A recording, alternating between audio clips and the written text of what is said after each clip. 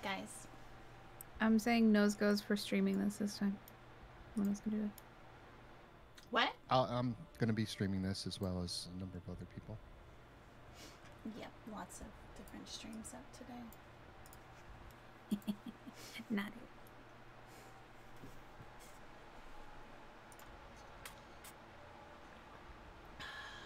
I had to do the mod updates. There were 2 updates I guess I didn't do yet. So it took me a little bit longer.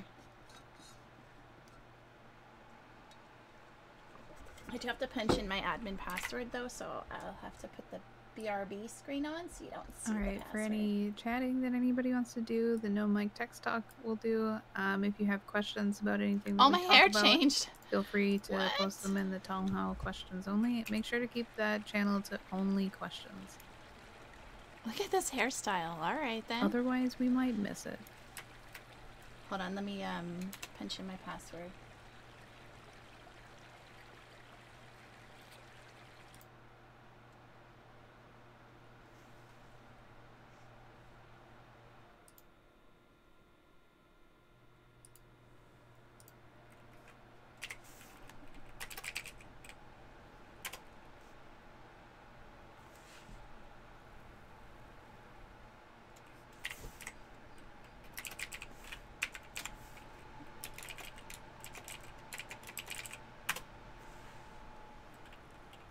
Hello, hello.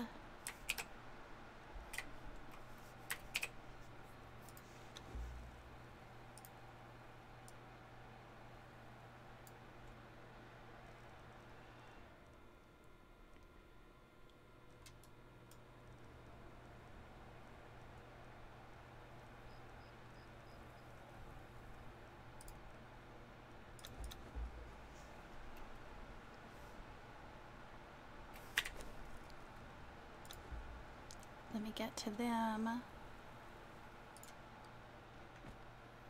me just a second. All right, we're going to give a couple more minutes, let some people kind of filter in here.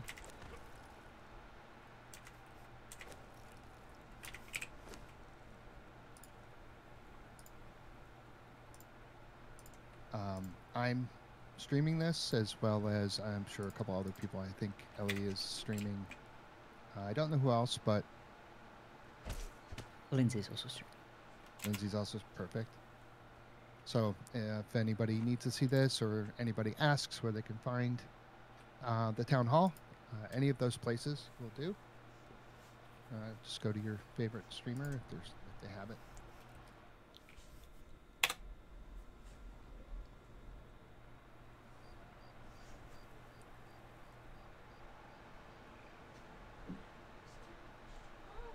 How's it going, So guys? anybody who's watching on my stream, I'm not really paying attention to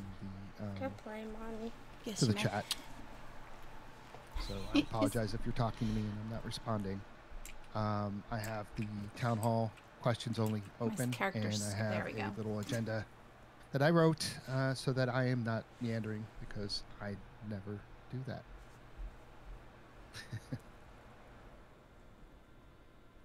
There's a goose. Gonna wait another minute or so, and then we'll get started. I know everybody's excited. We're excited for you guys to see a lot of the stuff we've been working on.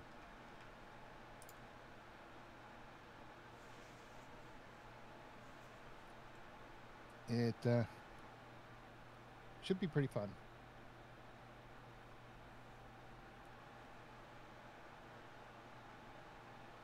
Is nobody gonna sit on the bench with me? Huh?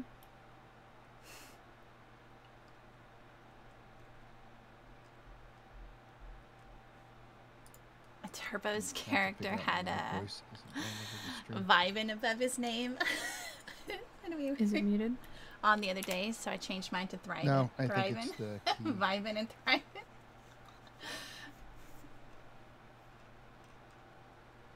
Who is the old guy to the left? I don't know. I actually don't know by that name. I think it's Shark. I could be wrong. I don't know.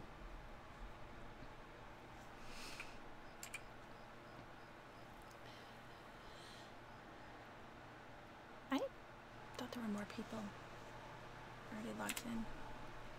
Right.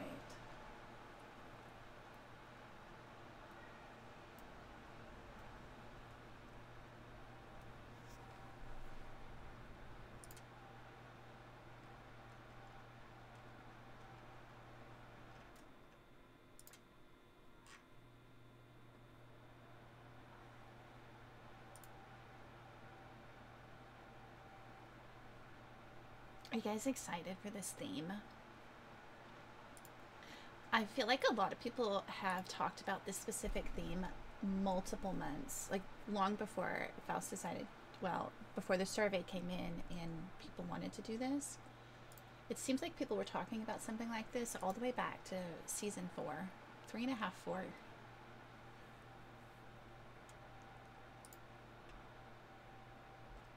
I'm trying to find the no mic text talk or town hall questions. There we go.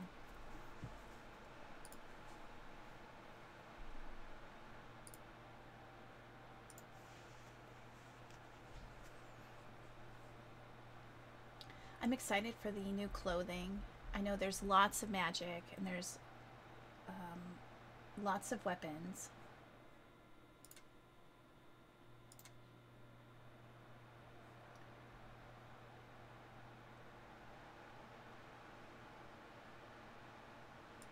And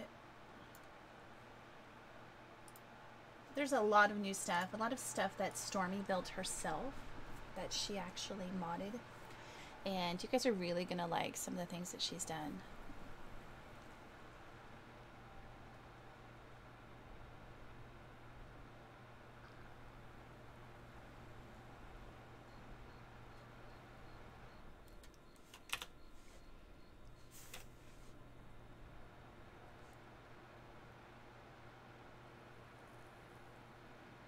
All right, let's see if you can hear me on the stream now.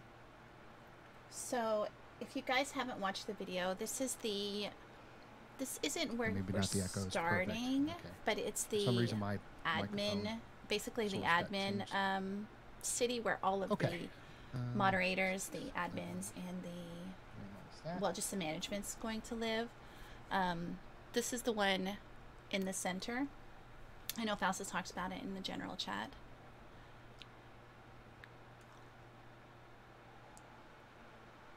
I don't want to give anything away until he says it, but I'll show you all the map and stuff. If I can, I think I can. Okay, let me get started. First, we want to thank you all for showing up, for coming, and thank you for being here and part of our community.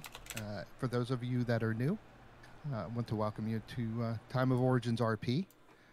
We've been around for, well, 7 seasons now. Actually, we're going to be celebrating our 2-year anniversary the beginning of April, which is actually pretty soon. So we've been around for a while. We are very proud to bring you Season 7, which will be a Yamatai Catan Asian-themed fantasy season. As we put out, there's no specific theme that we are shooting for. It's kind of a mix of all kinds of things. Very much a celebration of Asian culture in general. Hopefully it's something that you all enjoy. This season is a result of surveys that we took during Season 6. That is kind of how we operate. We tend to communicate to the community and ask them what they would like to see, and this is the direct result of that. So one of the things that they wanted to see was a fantasy season, which is, I'm pretty sure we could probably just take it off a survey and say that every season we want to see fantasy season. I like the pick for the Roman. What does that mean? But the other largest stake was Yamatai Catan season, which is, it was a bit daunting. You know, it's something that a lot of people, including ourselves, didn't have a very firm grasp on lore. We've had quite an education, I can tell you that. The other thing is that they wanted a custom-based story that was based on existing mythos. So that was another challenge, and we made every effort to try to check all of the boxes on the survey. Where's the lean back? Again, this theme was a challenge, as we are sure it was for several of you. It's something new. It's something different. Y'all check out the ramen too. I don't really get to play on many other servers, but I can't imagine too many have been doing this particular type of theme, just because of the lack of resources in Conan Exiles and the lack of knowledge, or the lack of just kind of knowing a lot of these stories. So it was a bit of a learning curve for us on the culture, the mythos, the legends, the lore, everything. And what we found, actually, interestingly, is there's a wealth of very interesting stories and myths to draw on. A lot of creatures, just a lot of very interesting stories, you know, as opposed to a lot of the Western culture stuff that we've been doing. It took the team pretty much the entire month of December and over 50 hours of meetings to figure out this lore for this season, as well as many more hours of building, writing, creating mod assets that Stormy's been doing. So let me get into it. So I'm going to first, I'll introduce our staff. So we have management, which is Annie, Mel, and myself. Our admins, John, Stormy, and Turbo. Mods, Eliania, Paragon, Shark, Cardia. Story crafters, Chariot, Knight, and Ryza. And our content creators, many of whom are here. Bella, Lulzcat, M9, Oraku, Brevin, Sammy Sorbet, Schnappy, Simply Lindsay, and Yuki. The lore. So the lore is pretty much that the celestial plane has experienced a catastrophic event. There's unbelievable frost and cold that's taken over as the sun has receded. Magic and power have stopped working there. Celestial beings are unable to exist on their own plane, and a mass evacuation to Earth has begun. Powers of magic and knowledge are all lost. They must be relearned. That is part of the core of explaining why your character would have to learn or relearn these things. They also have to learn how to exist in mortal bodies. They're not used to it. Some of them can be used to it. Some of them could be new. We're really making an effort not to this magic is put your characters better too deep into a box, so you can play that any way you wish. We really stronger. Want to try to just the kind visuals of are so much better. Environment for you guys. Oh yeah, we are on play the characters you want to play. Savage Wilds. Remain very hands off as far as what can happen or how your characters are played. That is one of the things we're trying to do this season. We're doing differently. I was gonna say, I think that was listed here. That as the Celestials, and I'm just calling them Celestials. You don't necessarily have to be a Celestial. You easily be a human, be some other creature. And hi, Syria. Not a defining term for your characters. You'll start off in the plane, and you will immediately be launched into an exodus. That will become clear when you guys start. I'm not going to ruin the surprise too much. Once you create your character, you'll meet an NPC that will give you clothing, so you don't have to run around naked. And then once that's done, about midway through to get to through the area, the starting area, there is a building with lockers in it. If you have transmogs and you put in a ticket, you will have received a locker number with a combination. You can stop there and pick up your transmogs and make your character appropriate before you reach the world, so to speak.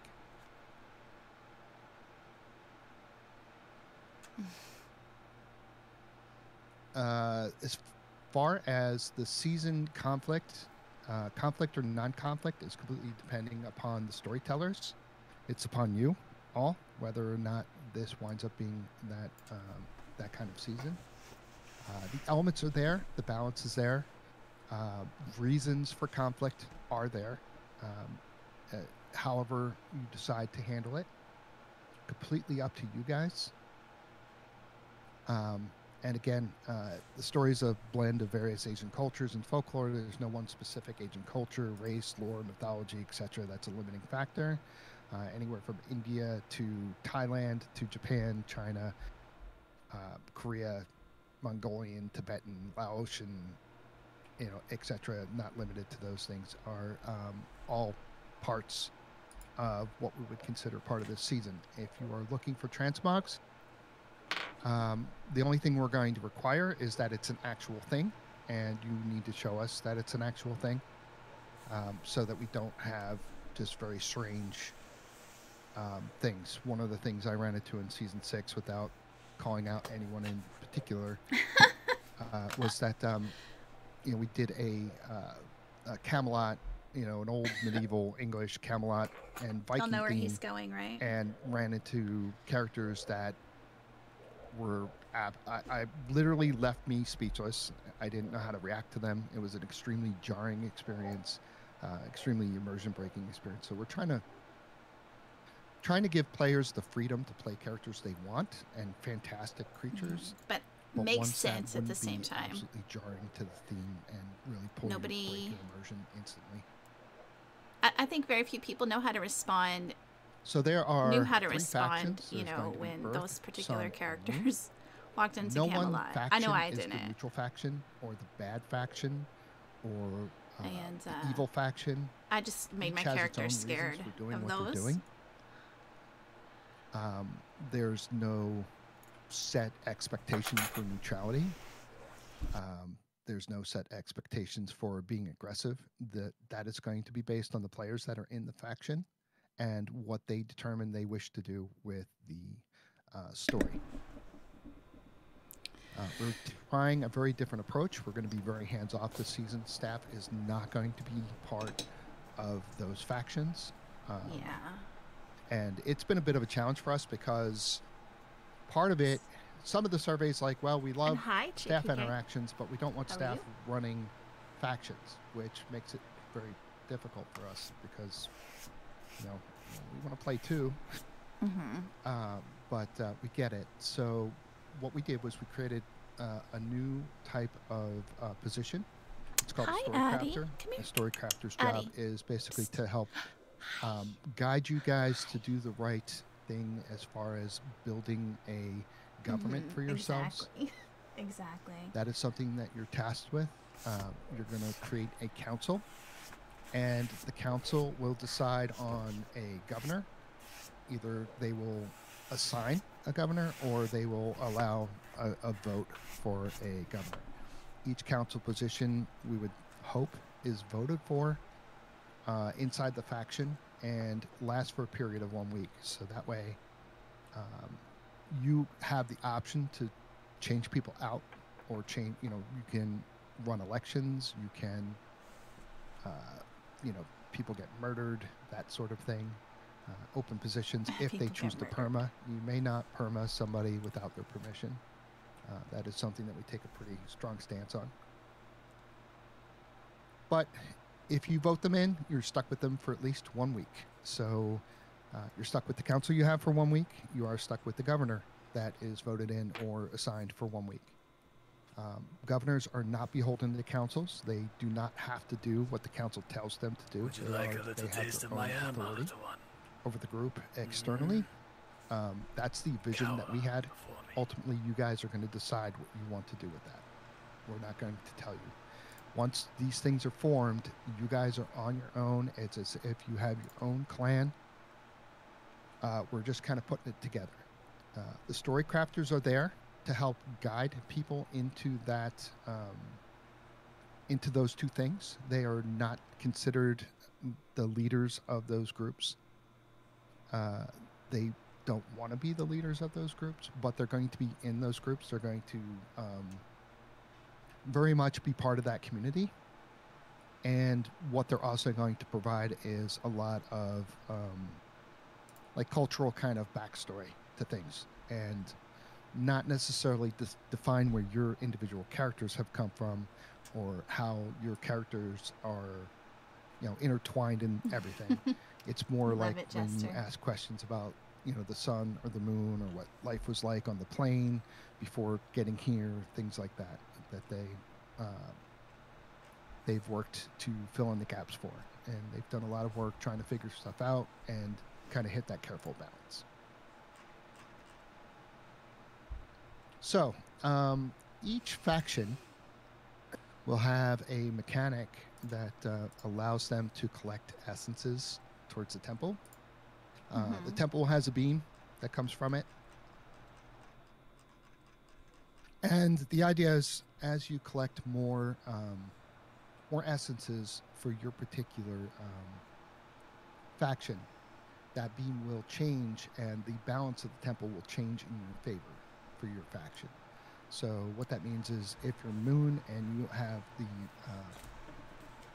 the majority of moon essences, then the beam will turn blue. But also there are, or it'll turn green, world reactions Earth, to or it'll turn, the shifting like of orange, between moon or sun or Earth, whichever is in the lead. Easily seen from within the city. That was actually one of those things that took the outer limits of it a while for management to decide, what's going to happen if like moon is winning or has the most essence turned in, or sun and Earth. Out in the world. Sun is kind of easy. You may collect from them. They have a global cooldown. And what that means is, once somebody has mined them, that they won't be mined again until they respawn. Just like very similar to and the respawn timer changes along with the placement, so they'll be moved around Age of Calamitous, right? Periodically, so that people can't camp them. Anybody is able to collect from any type of essence, so you can collect. Which is, if you're sun, you can collect moon essences, you can collect earth essences. Basically, housework that management would be working on. You can turn them into the temple. I don't want to say how often, but you get what I mean. That will alter. Could that be checked once a week, or just when the numbers have changed? That will alter I think the daily. I think it's going to change daily. Maybe and not like the first few days. I don't know exactly what they decided on that. 10 sun essences. And you belong to the sun faction, and you turn them into the temple. That will give you double the amount of essences that you're leaning towards. So if I collect 10 and I turn in 10, I'm going to have 20 points in influence. If I am in the sun and I collect 10 moon essences, that will give me 1 point per essence that I turn in, but it will also deduct from the moon the same amount of essences. So what that means is, if I'm in the sun and I turn in 10 moon essences, I will get 10 sun points. It's almost like, I don't want to say sabotaging. The moon will lose 10 points. But it's deducting it from the other factions. So as you can see, it's going to be an interesting dynamic that if you want to maintain your influence on the temple, that you want to be able to at least try to defend your particular nodes, or make sure that the other don't get to the nodes. Okay, so the beam is not going to be automatic. It is something that is going to be checked regularly. All staff are going to be living literally right next to it. It's something that we'll have to kind of manually adjust. So don't expect like, well, I just turned in 100 essences. This beam should be turning, and that has to be manually done by management. It's going to happen. Like maybe once or twice a day, whenever staff can check it and update it, so that way there can be periods, and it's not going to be a set time. It's just going to be random times. People step on the earth, have fun in the sun, but get laid in the shade. There you go. Building limits. Okay, so this has been a kind of a lot of questions rolling around this one. Last season, we did something similar. Many of you voted for this. Overwhelming. I mean, like when I say overwhelming, I'm talking like 74% of you that did the survey said that they wanted to do this and liked it. A lot of people, and I tried to find the comments and put it in a lot of the communication, but I couldn't find them. there was a lot of interesting comments to me that when we were reading the survey, it said that, you know, a lot of you were skeptical at first and didn't think you were going to like it. But then once you got there and once there was this, you know, large monolithic group of people that you really did enjoy it and you found it very, a lot more enjoyable than you thought you were going to find it. And it was where, you know, you could walk into a town and it actually felt like a living, breathing town. There were people around, they were doing things, they were selling things, they were crafting. When people from outside of the group would come into town, they felt like they were actually coming into a living town. And it really was a neat dynamic. The only problem is if we don't encourage everyone to do it, then you don't want spoilers. You don't want those kinds of spoilers. That said, all of the towns and the Celestial City were all built with things like VoIP overlap in mind. You can be in several parts of the city and not overlap in voice with others. So you can be in town and be at the temple, and you will be out of range for most people, depending on where they are.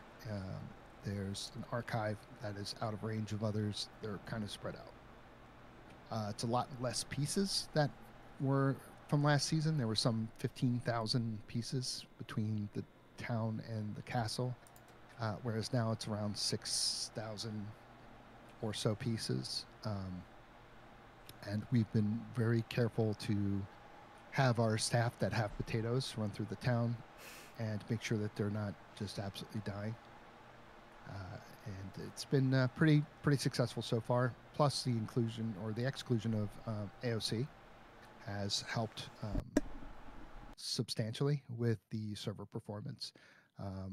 With having no Emberlight, no AOC, our server restarts have gone from, I'm going to say roughly 10 to 12 minutes or so, to 2 minutes. So the server has restarts pretty quickly. There are new classes that are created. I know there's a lot of questions a lot of you have swirling around that. They are more like paths with styles. They are outlined if you go to our website, timeoforiginsrp.com, and go to the guidelines section. There's a link to a spreadsheet that as Turbo's been tweaking and changing things, that will be up to date so that when you look at it and you want to plan what your character is going to be, you can.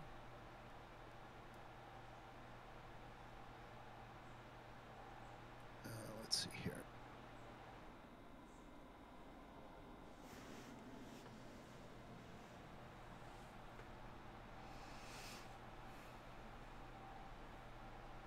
Hey, don't punch me. Get out of here. Get out of here. There we go. Okay, so as each of you progress through this path system, you can change styles within the path. You will not be able to change between paths. Only styles within the paths. And there's a lot of options there, and there's a lot of things that you can change. Sammy in addition, made swords, katanas, a lot of dual wielding that you can items. Get or gain only through mastery in those classes, so it makes sense that you're going to want to stick with them. Try to decide something and then stick with them.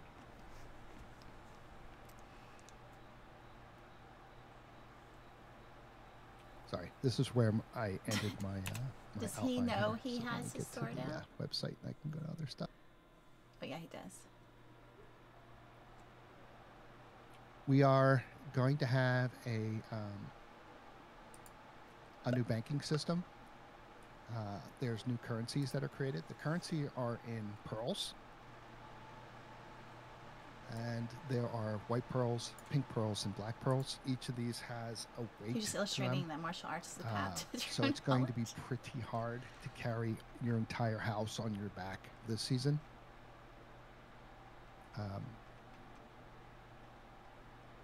The banking system will allow you to deposit and withdraw from the bank.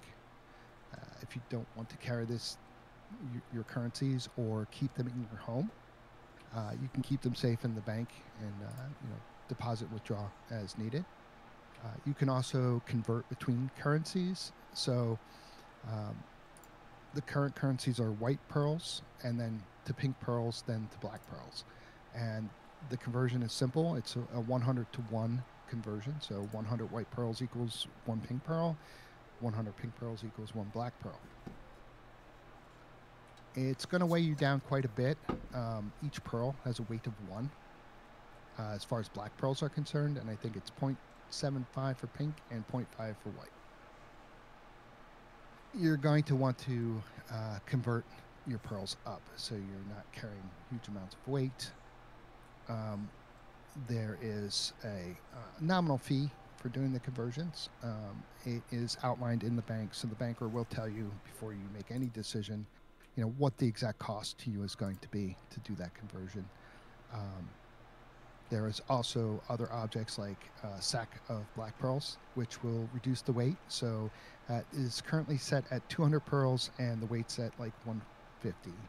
So it weighs significantly less to carry 200 black pearls in a sack than it does individually.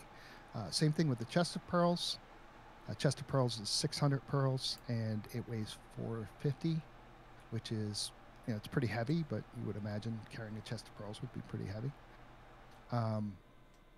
And the bonus to that, having a chest, is that you can actually, it's a placeable as well. So you can get into, you can pretty much show off your wealth in your home. Right? Here's all your chests. Here's all my chests of pearls. I'm a very wealthy person.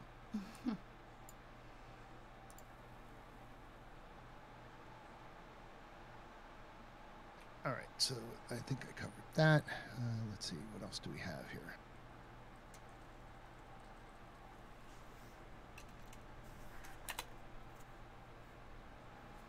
Okay, so I covered the council, covered the PvP, covered the building.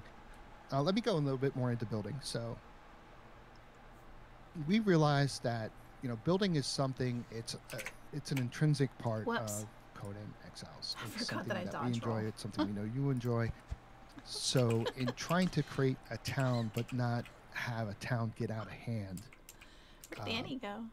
We kind of went back and forth for quite a while talking about this, and we came up with that you can either choose an apartment, which they are not tiny, and they are not they're actually pretty interesting, pretty nice. Attacking the bees. And once we get I don't know if I've ever called them bees. all of them kind of created, fireflies. We will maybe post some screenshots of them so you guys can see what they look like. We have platforms that are put out that you can build your own housing on. These platforms are 5x5 foundations. You can build 6 walls high plus a roof, and so you can make a pretty big house out of something like that. Yeah, that's pretty big. We have been talking back and forth about if you want to group up and you have 3 or more people that want to live in a house, that we will extend. How many foundations that is, I don't recall off the top of my head, but I believe that 4 or more might be 5x7, 5x7 or around there. We'll outline that more as we get the documentation changed and written. We've just been very busy writing and making sure that you guys have quests and dailies and all sorts of things work. Like I said, we'll get that information out more. But there would be the possibility for building a larger house. Plus, we're going to introduce something new again this season that has to do with building, that each faction can have a building of a sort, which we will detail later in the season as part of a contest, so that people that want to do building and show off building skills can do so. We know that that is also part of it.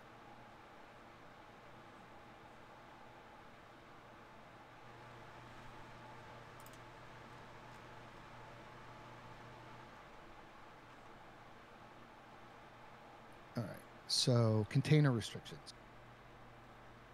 All of you know that Conan, is very fickle when it comes to reading the database and containers, and as a result, we have to be somewhat mean and say, okay, well, we have to limit this. We know people like to collect stuff, and end of season, you can find people just have tons and tons of stuff and never throw anything away.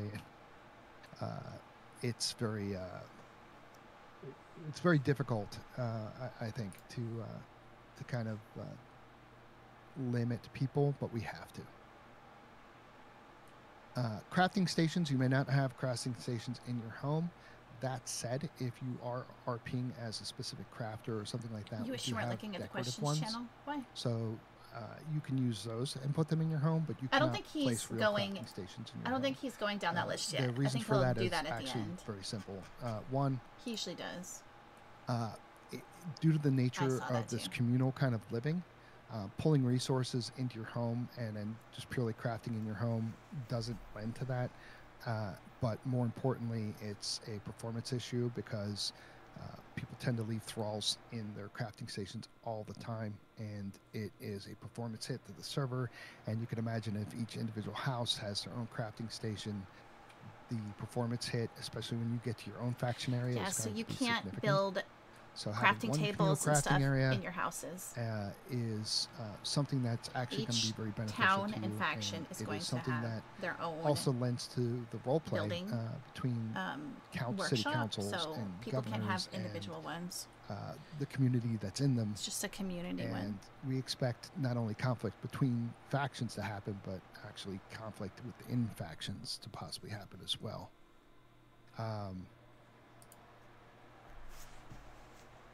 Talk a little bit about the admin faction. So the admins are going to be in their own faction this season. We're going to be in the Celestial City. That's where we live. That's our home.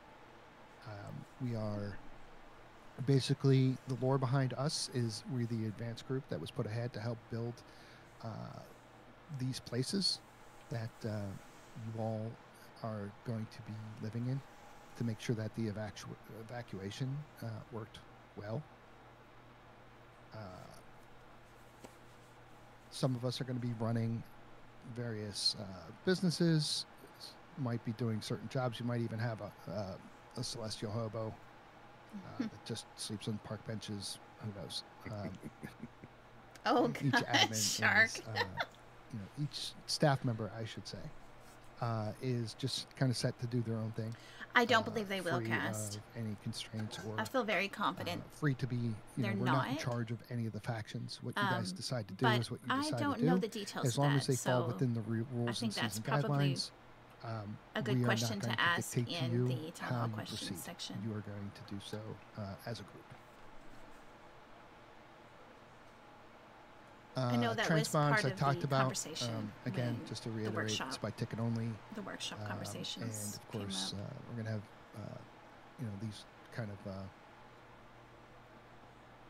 immersion requirements that you come up with something that is supposed to be, realistic, or at least a known thing within that genre. Okay. I stopped reading. I'm going to talk about the RPG elements a little bit. So storytellers, all of you will have 4 properties tied to them through the entire season. It's based on the 4 cardinal principles of Eastern culture. Oops. You kind of have to pay attention to the quests. We're not going to tell you that this will raise this or lower this or change that. You're going to have to try to figure that out by reading what the NPCs are telling you and deciding yourself. We give you the definitions of what they are. So there's propriety, righteousness, integrity, and shame. Propriety and righteousness are kind of opposites. Yes, we know in Asian culture they're really not, but for ease of understanding and ease of use, we've kind of changed that a little bit so that they are. Same thing with integrity and shame. So those are opposites that will cancel out each other. So as you gain one, you will lose the other. And those things have impacts in the world.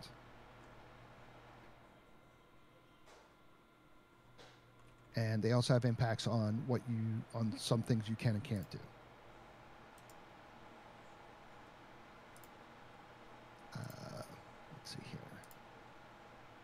we already talked about the classes and the different paths. I'm sure there's a lot of questions in the Town Hall questions that we'll have to answer. Talked about the conversion rates. Okay, so the dojos. There's 3 dojos, and each dojo is tied to that path. They're located throughout the world. They're not necessarily in the Celestial City. They're near the Celestial City. Each build is designed so that they're kind of out of render of each other, so that if you're rendering in your faction city, you're not rendering in the Celestial City. You're not rendering in the dojos. If you're in the Celestial City, you're not rendering in any factions or any of the dojos. Or if you're rendering in a dojo, you're not rendering in the Celestial City or other dojos. We've been very careful to try to spread things out so that performance impact is minimal, but we have very immersive builds at the same time. It's a bit of a challenge, but I think we kind of did it. The dojos are where you're going to train your classes, so each one is specific to a path. I don't recall the names of them offhand, but one's basically a warrior dojo, a scholar or magic dojo, and one's like a monk dojo.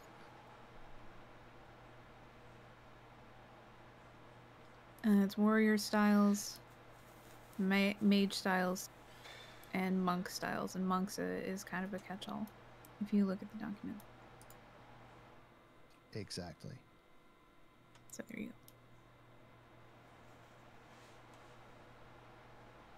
I think I've pretty much gone through almost everything that I can think of. Do you want to go into questions? I do, but before we do that, I know that a lot of people will have questions about like what's in the mod. So I was going to see if Stormy, you want to talk a little bit about like the building pieces that are in your mod so people know, and then some of the crafting systems for like the food and things that you've created? Sure. So to start with building pieces, there are over 60 building pieces. There are no roof because you can use the Yamatai, and roofs were taking me significantly longer to create anything else. But there are a ton of different walls. There's a couple different foundation styles. There are several different door styles, including ones that should fit taller characters. I just put in sliding doors, so there are sliding doors. Yes. There are decor pieces that have 2 different models. One's a deco model and one's a storage model. All the storage containers that I put in will hold 500, or should hold 500 items. So, and they range in size from a small nightstand size to a much larger one. They all fit the theme, so there should be no reason to worry about storage within your own home for things you want to keep. Food. So I've introduced a new crafting station called a wall garden. It's gorgeous, by the way. We'll need for the creating of the ramen. Not only that, out in the world, when you harvest yellow lotus, you will get jasmine, which is needed for some of the food things. When you harvest hops, you will get soybeans, which is needed for some things. This is the beginning of adding in some extra little elements with our mod for going out and discovering and harvesting things that you can use for a more advanced crafting system. There's a new compost bin that works much more efficiently. There is. You guys are really gonna love what Stormy's done. Spoiling bin, which will spoil the vegetables into something that you're going to need for the compost. So there's several new crafting things and much more. So she added food. She added building pieces. She added gardening I can see items. Turbos new here. plants. I'm going to put him on the spot. New crafting plants. Talk new a little bit about plants. the. No, that's all right. Cybercat's done a put you on the spot, and if you want to talk about the styles and the paths a little bit more in depth.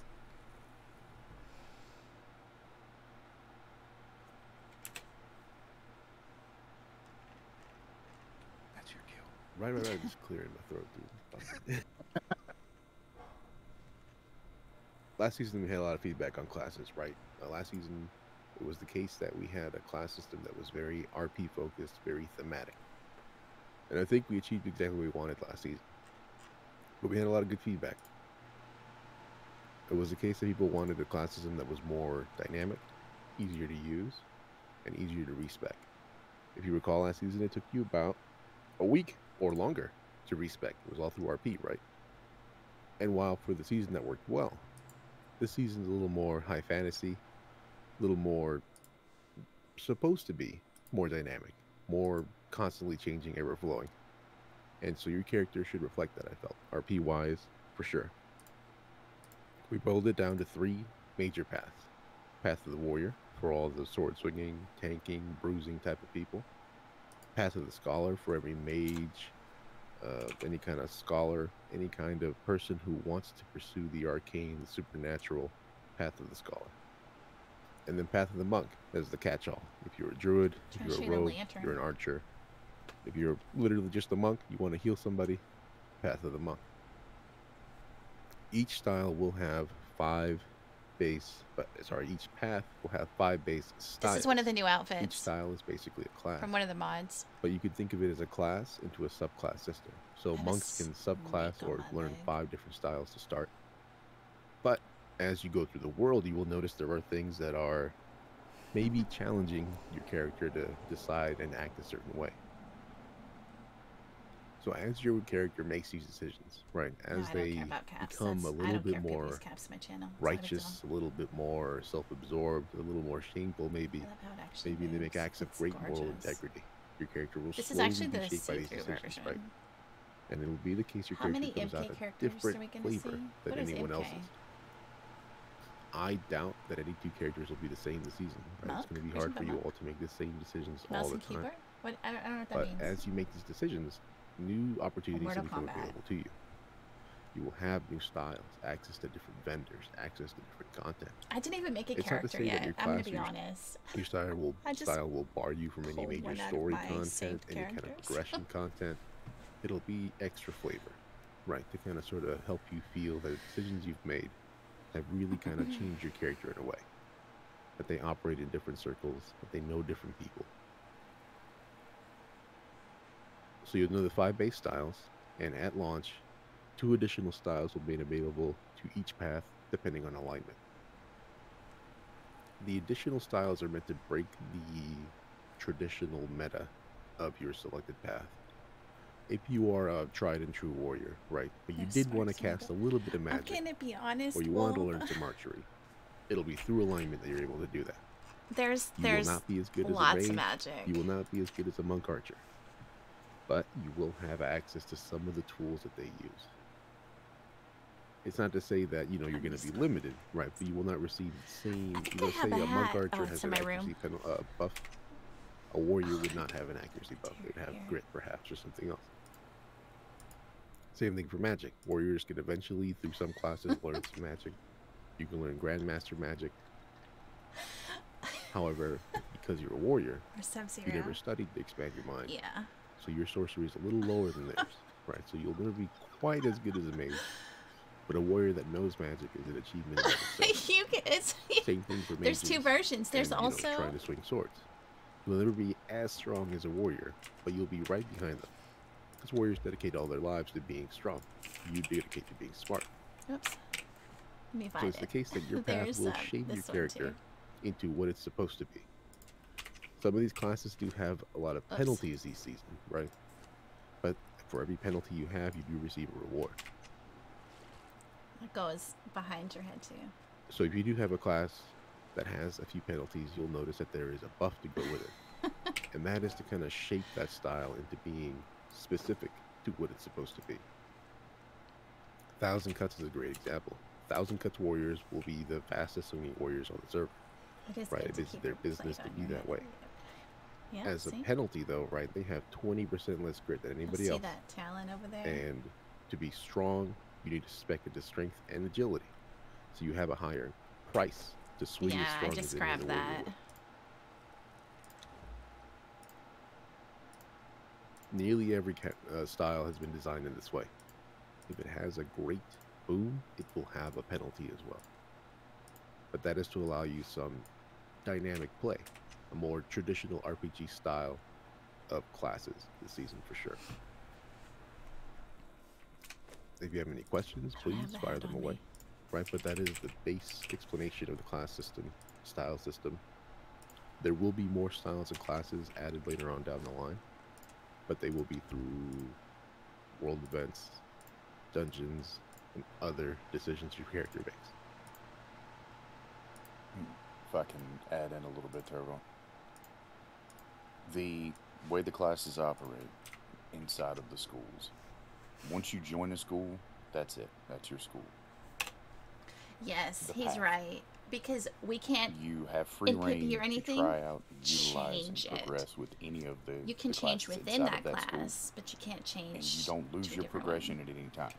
Meaning, if you progress a certain distance with one style, and decide that you want to test out something different, your progress with the previous style will simply pause. And you can begin progression on another one, and so on and so forth. So towards the end of the season, it may be possible for you to reach mastery with more than one style, but it's going to take time. It's not going to be an instant, day 3, you're going to be a master of 4 different styles. It's not so much that you're doomed, for those of you who are master grinders. You'll keep the progression. So becoming a master is a whole nother animal. I lied, I'm not done.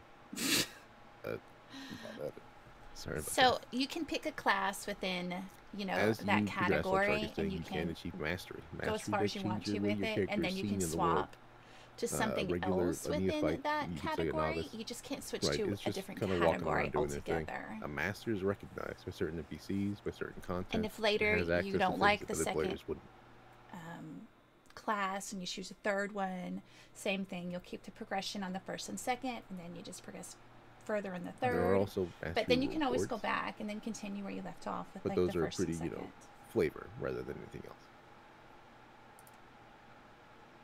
Sorry, I'm just reading a few questions here. No, you do not have to be a monk to be an archer, Unga.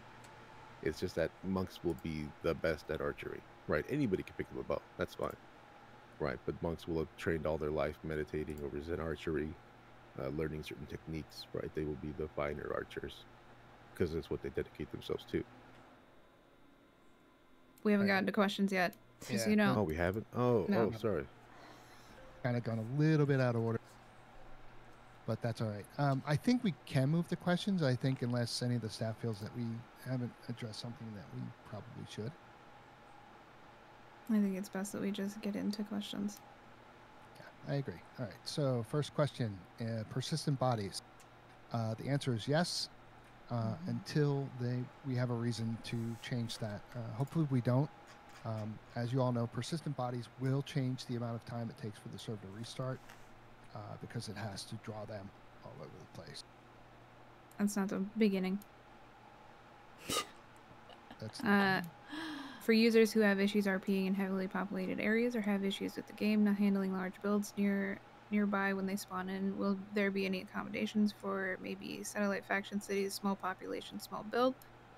As awesome as Season 6 was, I know that there was more than a few occasions when the congested cities made having smaller RP next to impossible without leaving the area because there's just too much going on too close together. Voices, serious moments being bled through, all of that. Will there be satellite cities? We are not going to have satellite cities, just strictly because the cities themselves actually are going to be essentially satellites. They are fairly spread out. There are areas where you can be at one part of your faction city and at the other end of your faction city, and you won't have a voice overlap. They were designed with that intent in mind from the very beginning.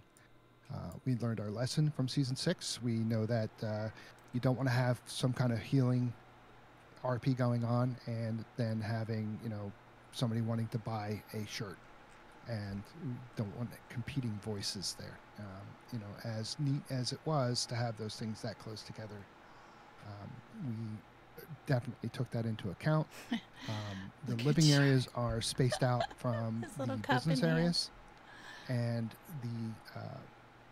the areas that you want to conduct business will be left up to the councils and the governors, not individuals. So if there are things that are missing or things that are wanted, the governors can put in a ticket, or and we will answer the ticket and make adjustments where we can to address that. But like I said, they are already they're pretty spread out to try to avoid that. What will the system for having a player-run shop? How will someone go about getting one? This goes back to, you got to talk to your governor and your council. With that question in mind, really there's two aspects to this, right? So we're talking player-run shop. Are we talking about having one in the Celestial City or in the Faction City? In the Faction City, we would believe that that would be a city council question. Can you have a shop, and where would it be, and all of that good stuff, and what do you need to sell?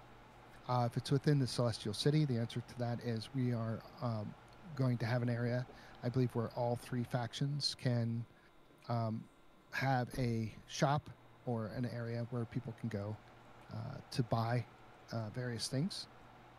It's not going to be owned by any one specific player.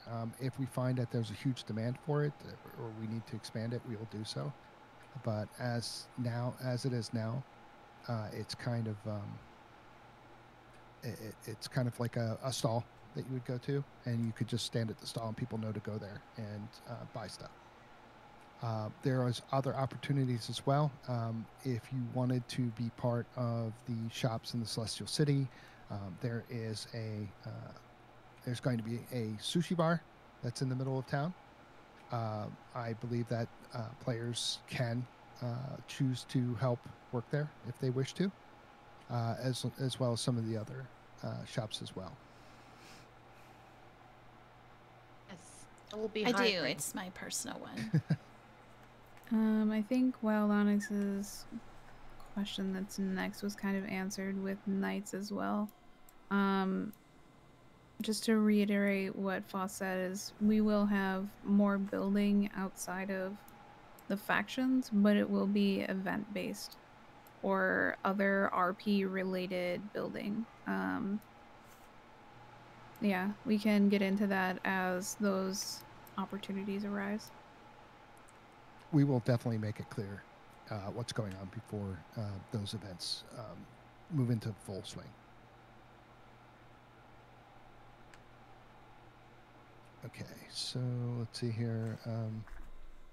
Is there any accommodations made for those wanting to RP a family unit? Tell me who's telling me. So I kind of touched on that briefly.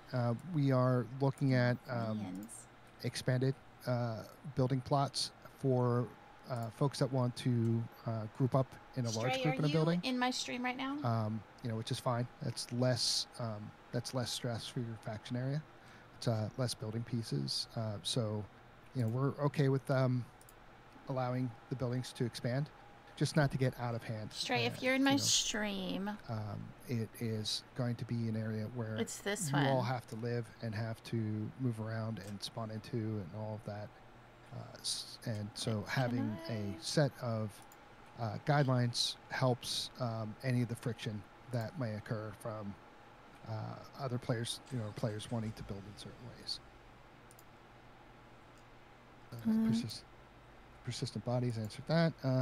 Okay, so with so many changes, no AC, I assume that's AOC.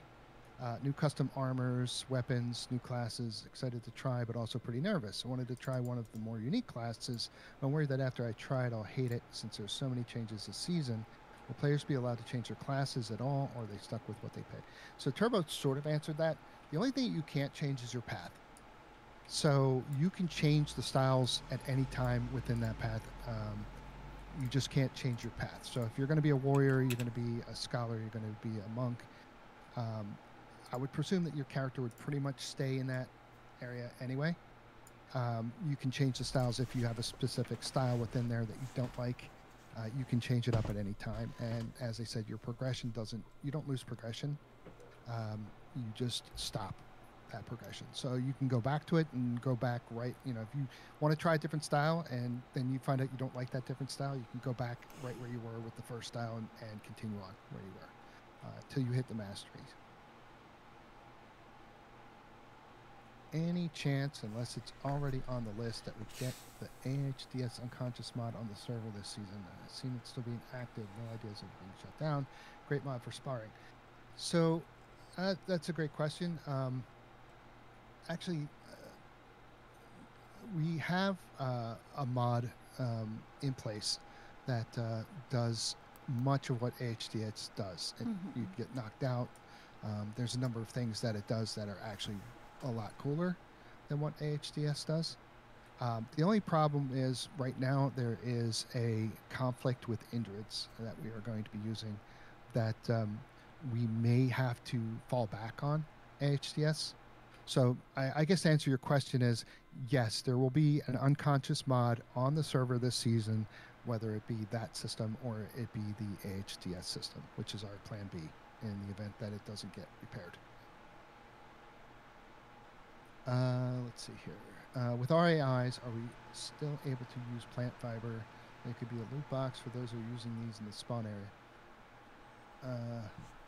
All transmogs, all admin spawn items are request by ticket only. That includes the glowy RAIs. Ones with plant fiber, you can make those out. I don't care if you change your eye color.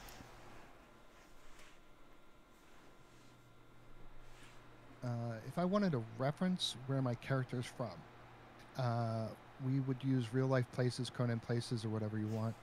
The answer is whatever you want. No one, including the staff, is going to tell you where your character's from or what the origin of your character is. That's why we kind of went with the celestial plane idea. The idea is that it could be a fantastic creature, it could be a spirit of some sort, or it could be a human that is either just been visiting there or was able to achieve enlightenment and their consciousness were there, or any number of things. We didn't want to limit you guys in what you could play. So, you know, a lot of it is going to be up to you. I also wanted to tag on to that a little bit about the whole being human. And if you tell someone that you are from, you know, these lands and you've always been here, what my character is going to think is that you just don't remember being on the celestial plane. So just because someone says that they are not from the celestial plane doesn't, you know, it's however you want to take it. It's all role play, right? And you can't dictate to someone what their role play is.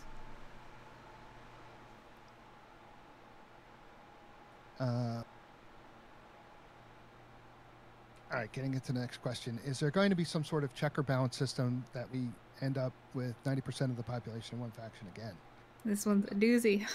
Yeah, so, I mean, think about the challenges behind that. So on one hand, yes, we want to achieve balance. On the other hand, we don't want to tell people what faction they have to go into. Proof brain So to answer your question, it's sort of yes and no. We have checks and balances that we have on our end to know how many people are joining each faction.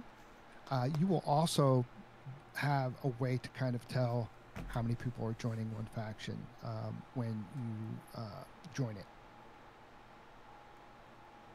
We do ask that people, you know, if they don't have a strong preference or they don't have a large group of friends that are going in one faction or the other, that they, you know, try to balance out the factions. Emote only. Fun. All right. As I said, there's no. What do you guys have? There's no particular benefit to being in Maybe one faction or the other. It's purely going to be preferential. We've talked to story crafters and we've talked to content creators. It's usually 3 minutes, encourage so them to also help spread things out, so you're not going to see 3 minutes. You know, all content creators in one faction. They're going to be kind of spread out, and it looks like for the most part, people are going to spread out mainly.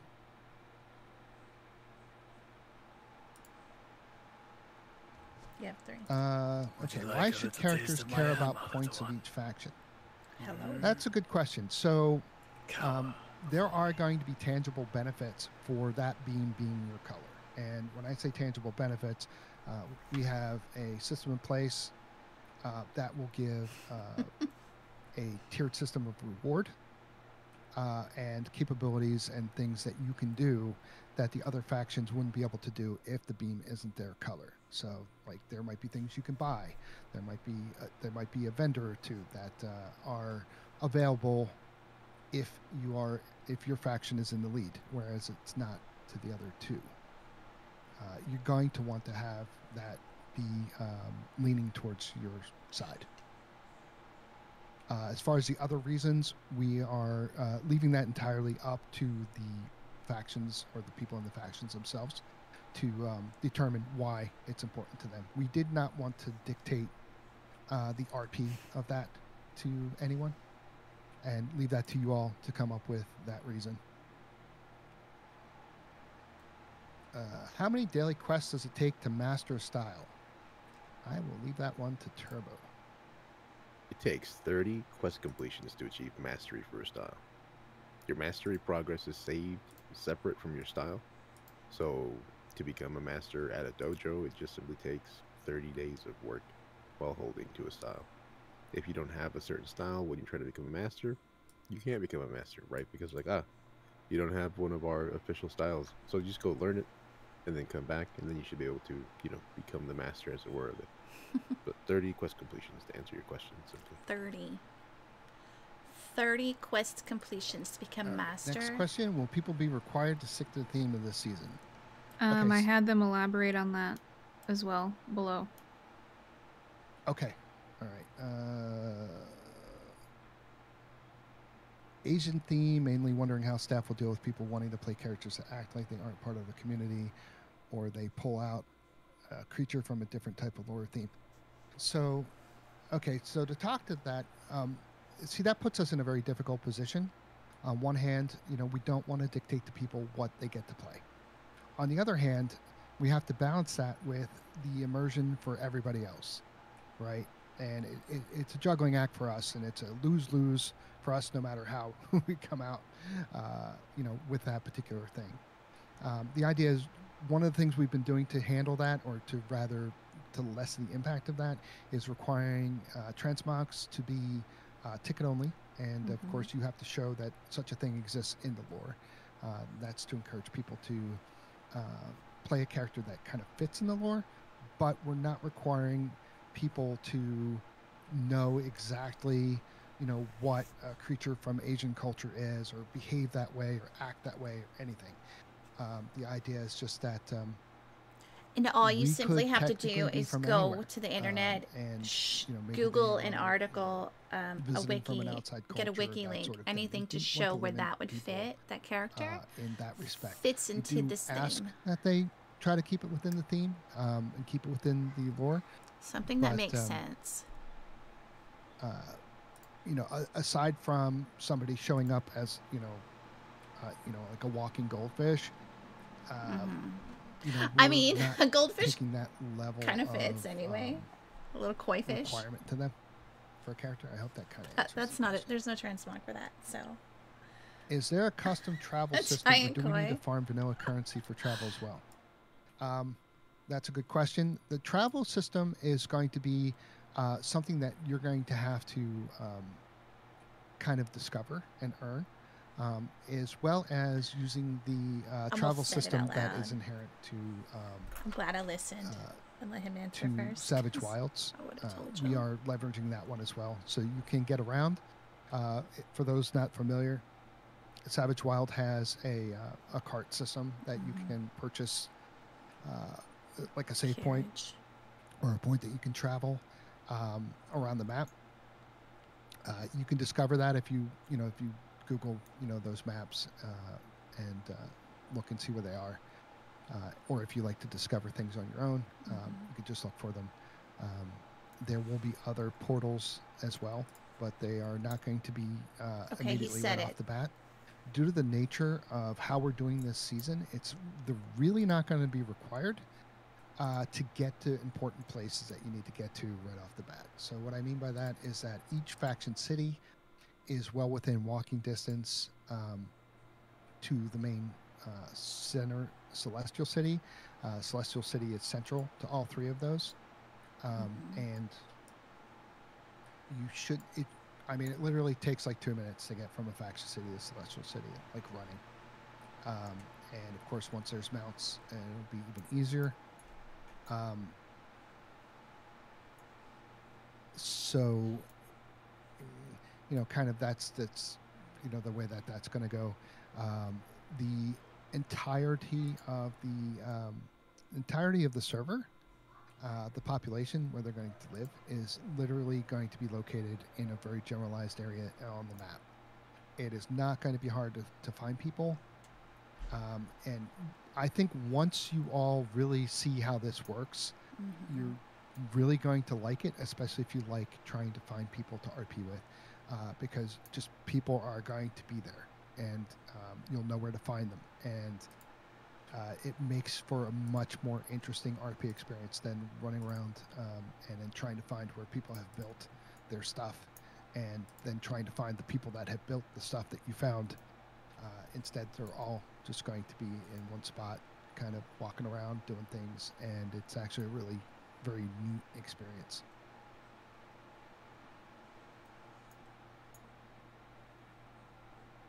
All right, I've had inquiries about theme influence on human characteristics such as gypsy type and pirate type backstories. As they existed in Asia, would they still be considered within theme?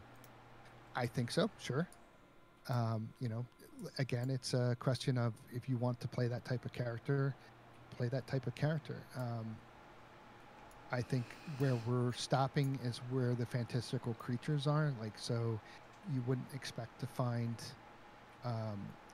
Western style fantastical creatures, running around, or time traveling zombies, or, just something very out of whack. Which we've seen, and people try to do that, but I've only been RPing. We're just trying to make it so that it's I can think of respectable for the folks that really want to get into the immersion of this season. It's going to be a very, very immersive environment, that is for sure. The towns, everything, the buildings, the theme, weapons, styles, everything is going to be very immersive. What's RPing? Really, really hope that folks that are coming into play Hi, Addie. really help keep that immersion for the others as well. But again, staff doesn't want to dictate to people, this is what you have to play. Hi, doggo. Hi, you need to go outside. Can you master more than one style in your path? That is a turbo question. What? Hi. You can indeed, with enough time, master everything. But it would take you an incredible amount. You maybe can't master everything over the course of the season, depending on how long the season lasts. But you could, if you so desired, become a master of a few different styles. That said, most styles have the same... the way mastery is handled is through a race. So warriors gain access to a mastery race. And while each style has its own unique rewards and its own unique benefits to mastery, they all have the unified benefit of the master race. I'm going to run and let my dogs out real quick. And so things that will be unlockable to you as one type of master will be available to all masters. The only difference is that the rewards you receive at the end are different depending on what master flavor you are. I think just to talk about race a little bit, we're using the race system in Indrids as part of the classes. So whatever it because there's so many races out there, and we can never fulfill the need for or the wants of our community with all of the races that people can possibly come up with. So instead of trying to do that, we decided to use races in with the classes. So that's how you do the master ranks, is with the Indrid's mechanic of race. So you can be whatever race you want. It's just the Indrid's races are tied to classes. Yep.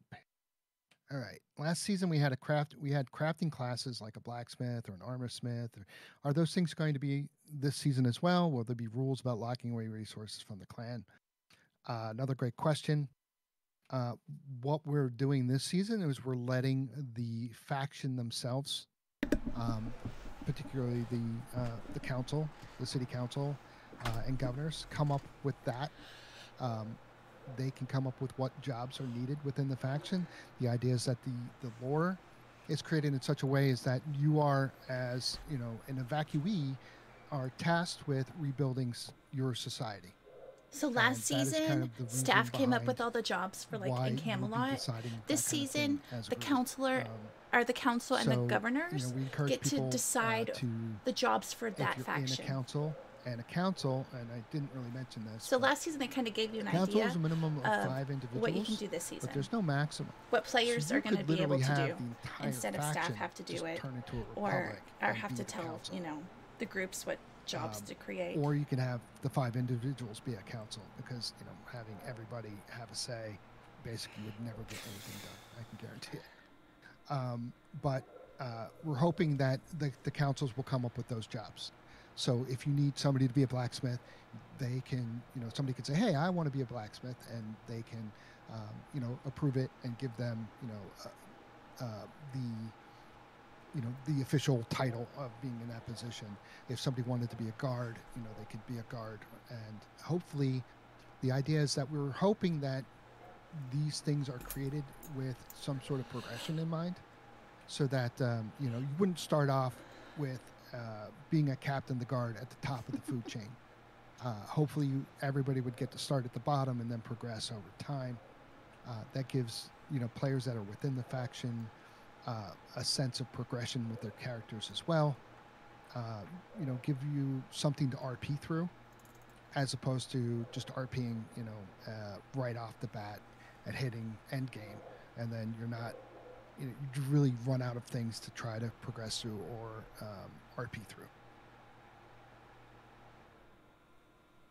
So I guess the answer to that is we're not going to be locking, we're not going to be locking people into those roles.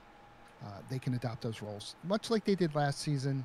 It pretty much worked the same way. Hey, I want to be the clothing store person, and they were like, okay, well, you're the clothing store person, and it's just going to be by faction, so that each faction might be very different culturally, and it might allow them to have a similar type of experience, but be very different in how they approached it.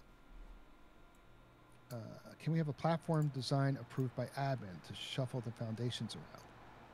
Okay, so that's one of the things that we've been really struggling with. We didn't want to have to move a bunch of platforms around. They are kind of spread out purposefully. We didn't want to have it where people can just make row homes. Like I'm in a group, so I'm going to have 15 houses in a row. A little bit more spread out. I think, if there are platforms that run out, or we run out of areas where they belong, we will look at adding them. And if there's areas that are more beneficial or preferential to having them, we can do that. I think maybe the question is asking if they can move their foundations they have. They can reconfigure them into a shape, if that's the case. As long as it's 25 foundations, I don't think we care what configuration they're in, if that answers the question. And that being said, the trick about I'm going to use ceilings instead of foundations to surpass the foundation limit, that's not a thing. Like, regardless of whether it's a foundation or a ceiling with walls below it, it's still a foundation, I think. Yes. Yes. Sounds like a dumb thing to bring up, but it's come up. And if you have questions about this, like once we get into the season, you can definitely go to your council or your governor and ask them. Yes. How will the land plots be distributed? Asking for those who may want to be a married couple or a household of 4 or 5 people. That was answered. So that's a good question. It's first come, first serve. How we know that somebody has claimed a land is there is a building on it that is a viable, feasible building. It doesn't have to be a huge, elaborate thing. We just don't want people just going, okay, I'm going to claim this one, this one, this one, this one, and there's just signs on it, right? We want to give everybody a chance to be able to claim a plot, especially if it's in a place that maybe somebody would prefer over another. Playing a married couple or household, as I touched on before, we're looking at making adjustments to the sizes. We're just trying to figure out what the feasibility is for people that want to play 4 or 5 people in a household, and being able to expand the plot size appropriately, because we do want to encourage that. If you want a slightly larger building that you're going to have 4 or 5 people in, we're okay with that. Also, bear in mind there are apartment buildings, and they will have almost a similar effect, right? Where you could have a lot of people right next to each other or taking up a floor, and get the same type of same type of space, maybe even more space. The apartments are not small. They're very neat. You want to talk about that? Yeah, absolutely. So some of the apartments are like right next to each other, right? So if, say, you are a couple, a married couple, whatever, you are allowed to break the wall inside of 2 adjoining apartments. They are designed that they will not fall apart. Nice. Say, if you don't want to build your own place, but you want to have joined apartments. There you go. That's also per your own leadership, though. Exactly. It is something you would have to go through your council, your town council, and your governor to go through. Again, it's going to be, we're not running your factions. We're not running your factions. You guys are running your factions. It's something that you asked for. It's something that people wanted. So it is something that we are trying very hard to, keep things from being crazy as far as server load and client load. But other than that, it's going to be up to you guys to determine via your city council, or even if you have some, one of your positions that a council makes is, you have your, what the hell is it called?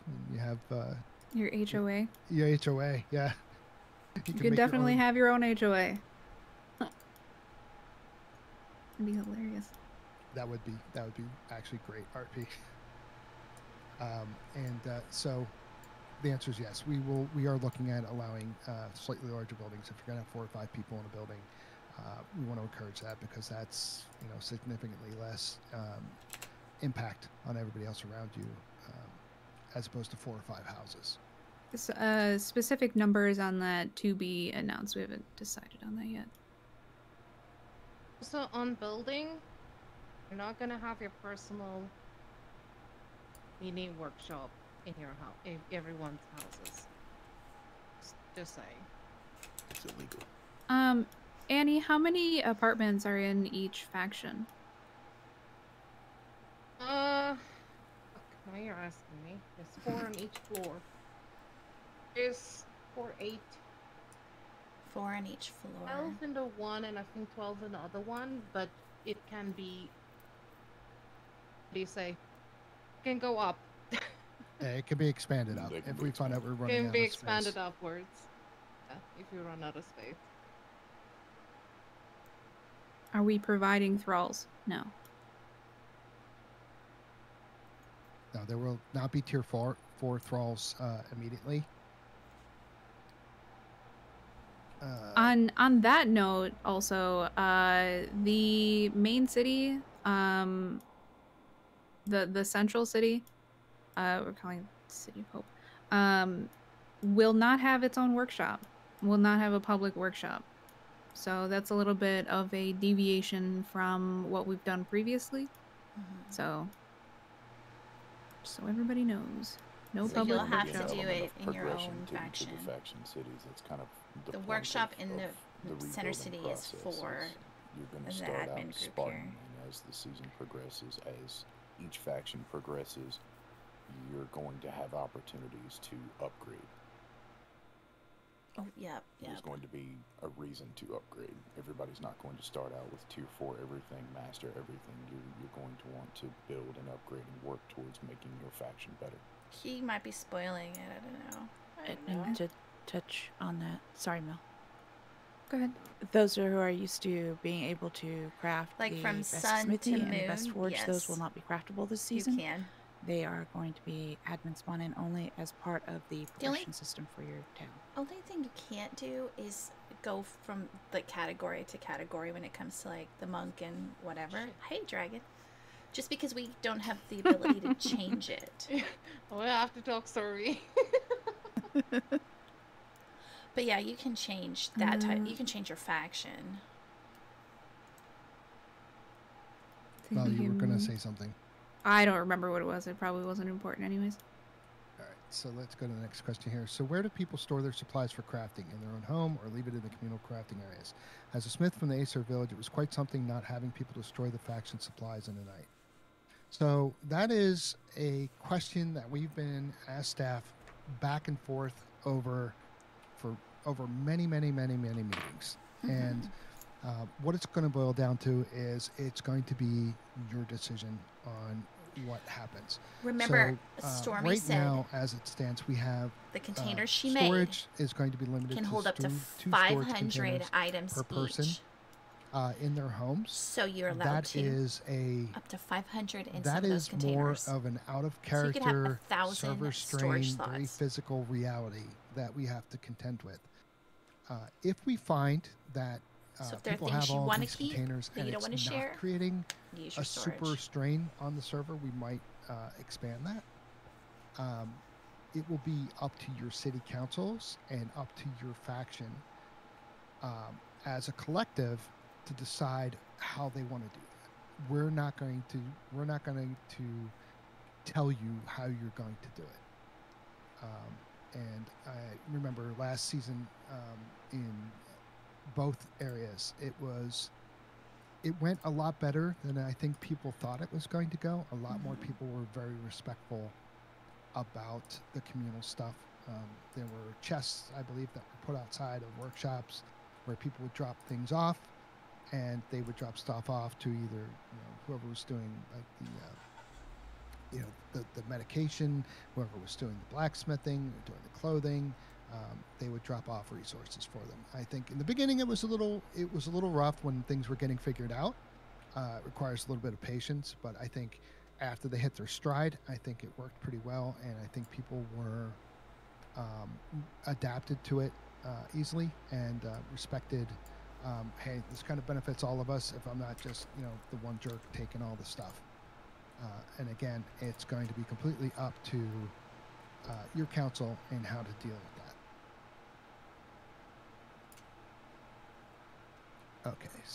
With the implementation of communal crafting, will there be multiples of each station, and are we not allowed to have gardening planters, compost wells, stoves, and kitchen stuff? So I actually didn't see all these that she with made. the implementation of the communal crafting, there are multiples of each station, for anyone especially to see stations if they that load it are into their single player on their servers. typically make so I'm not spoiling different anything, things everyone that can you would see do this. simultaneously, like grinders, drying racks, a couple other things. I don't recall off the top of my head, but the answer is yes. There are multiples already in place because we realize that that's how a lot of the crafting's done. Plus, you're going to have people that are going to want to do this is all stuff Sammy made. other things at the same time. With that said, if there are bottlenecks that occur, your city council can reach out to the governor. The governor can reach out and a ticket to staff, and we can make adjustments and add things as needed. To make sure that things are going smoothly for you guys. It's not something that it's just we want to limit intentionally. It's just one of those things where we don't want to provide more than it's needed because each one of those things is a storage container, and again, storage containers add a real physical stress to the server and impact everyone.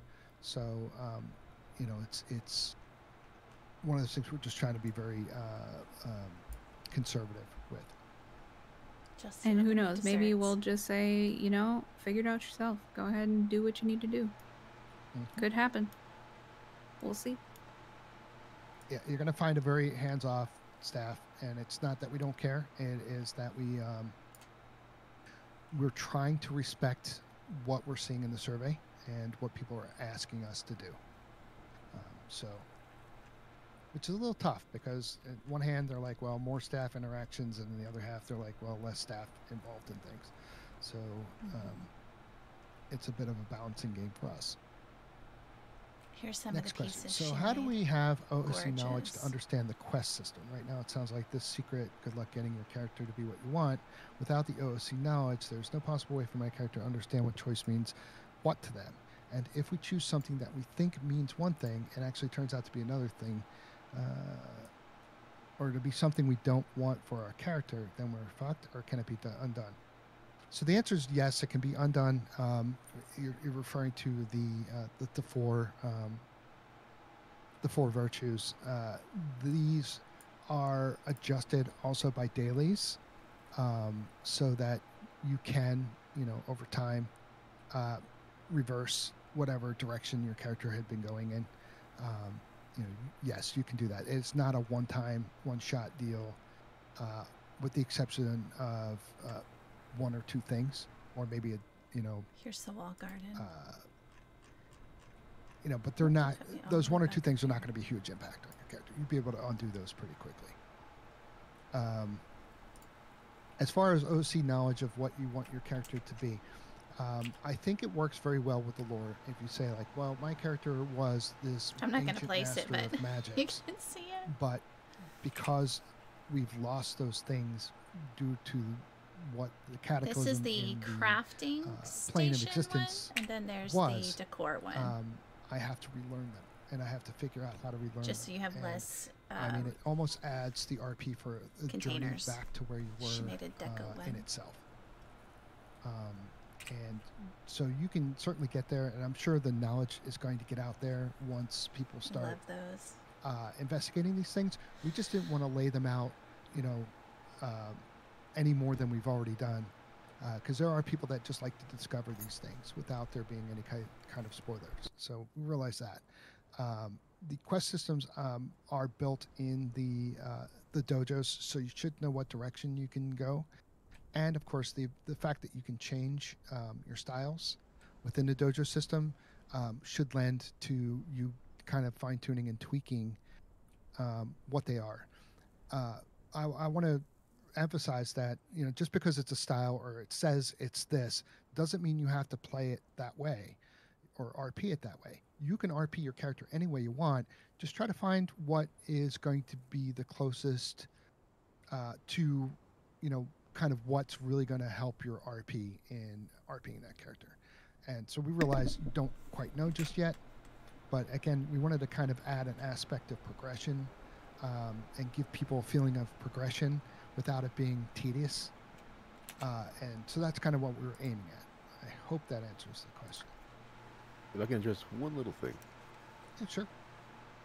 If you're worried about not knowing which decision is which, right, as far as needing OOC knowledge to navigate alignment decisions or, four virtue decisions, I promise you, so long as you kind of just read it, it'll be very evident what it is you're about to do, whether it's a shameful act or an act of integrity, an act of propriety, or an act of righteousness.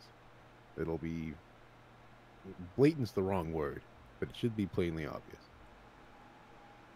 As long as you read. And even if you're worried about the knowledge of those attributes being all OOC knowledge, there actually is there's someone in game who is going to explain all of that to you should you take the time to talk to them. Mm-hmm. So that it's all of that really knowledge important of to those read this season because there's a lot of information in the NPCs. For those who would like to completely separate the two.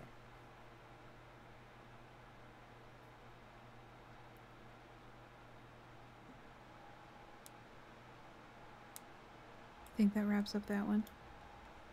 Yep, I accidentally moved away. All right, so let's see. Once you said monk archer, I don't need to be a monk to be an archer, right? I think I might be looking into it, too much into it. So that's probably for Turbo again. I answered that one on accident earlier. Okay. Yes, you can carry a bow if you are a monk. I don't think that any weapons are class locked. Right? I can re-answer to make it clear. Monk archer. Monks happen to be the best archers, but any class can pick up a bow and just start firing with it. Just you may not be as adept with it as monks would be. Certain sub-styles of monk.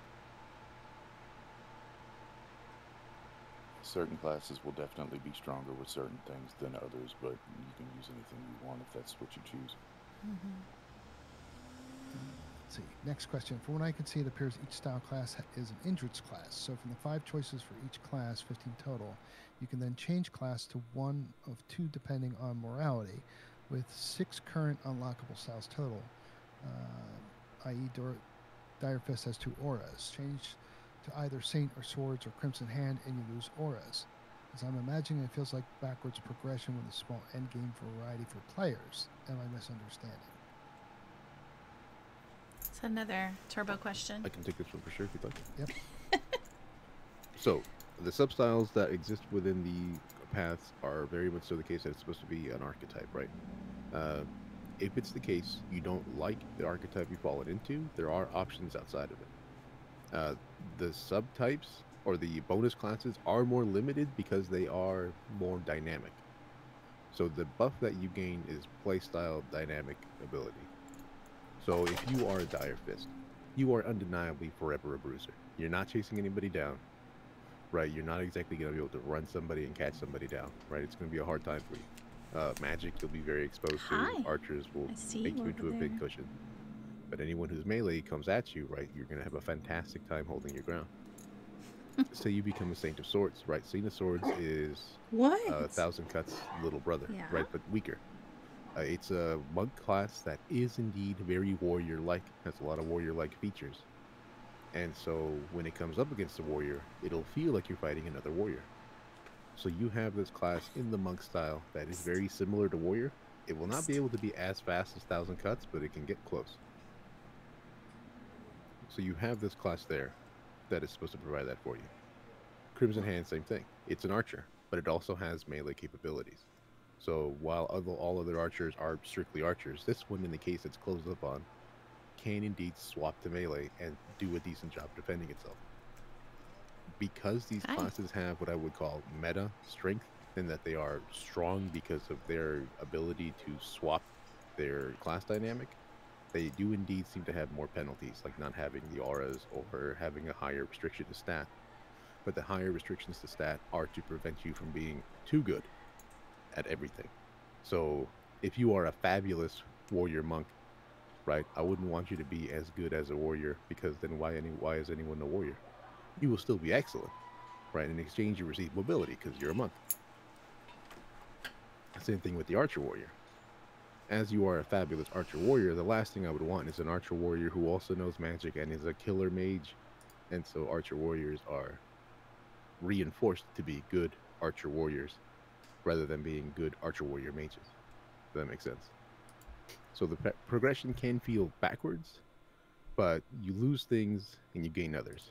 So for every penalty, there is a boon, right? Everything has a check and a balance. It is indeed to provide greater variety, but as you explore the bonus classes, you'll find that some of them are very strong for different reasons that aren't immediately apparent. The next one's for you too. Yeah. Question. Do master classes stack with base classes? So for example, if I went Path of the Warrior 1,000 Cuts and I want to use magic, work towards Meteor Sword, will have both, or only Meteor Sword?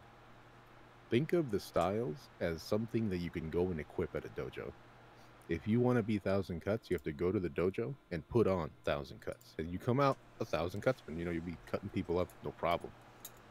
If you want to then cast spells and blink around as a Meteor Sword, you have to go back to the dojo, put on Meteor Sword, and then come out as a Meteor Sword and flash, and just like at a Demon Slayer, right?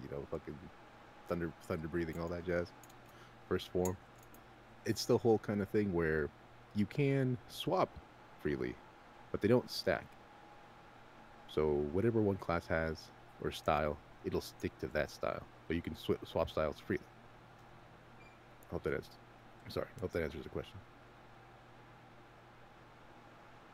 All right, so next question. Sorry, I missed one part. Sorry.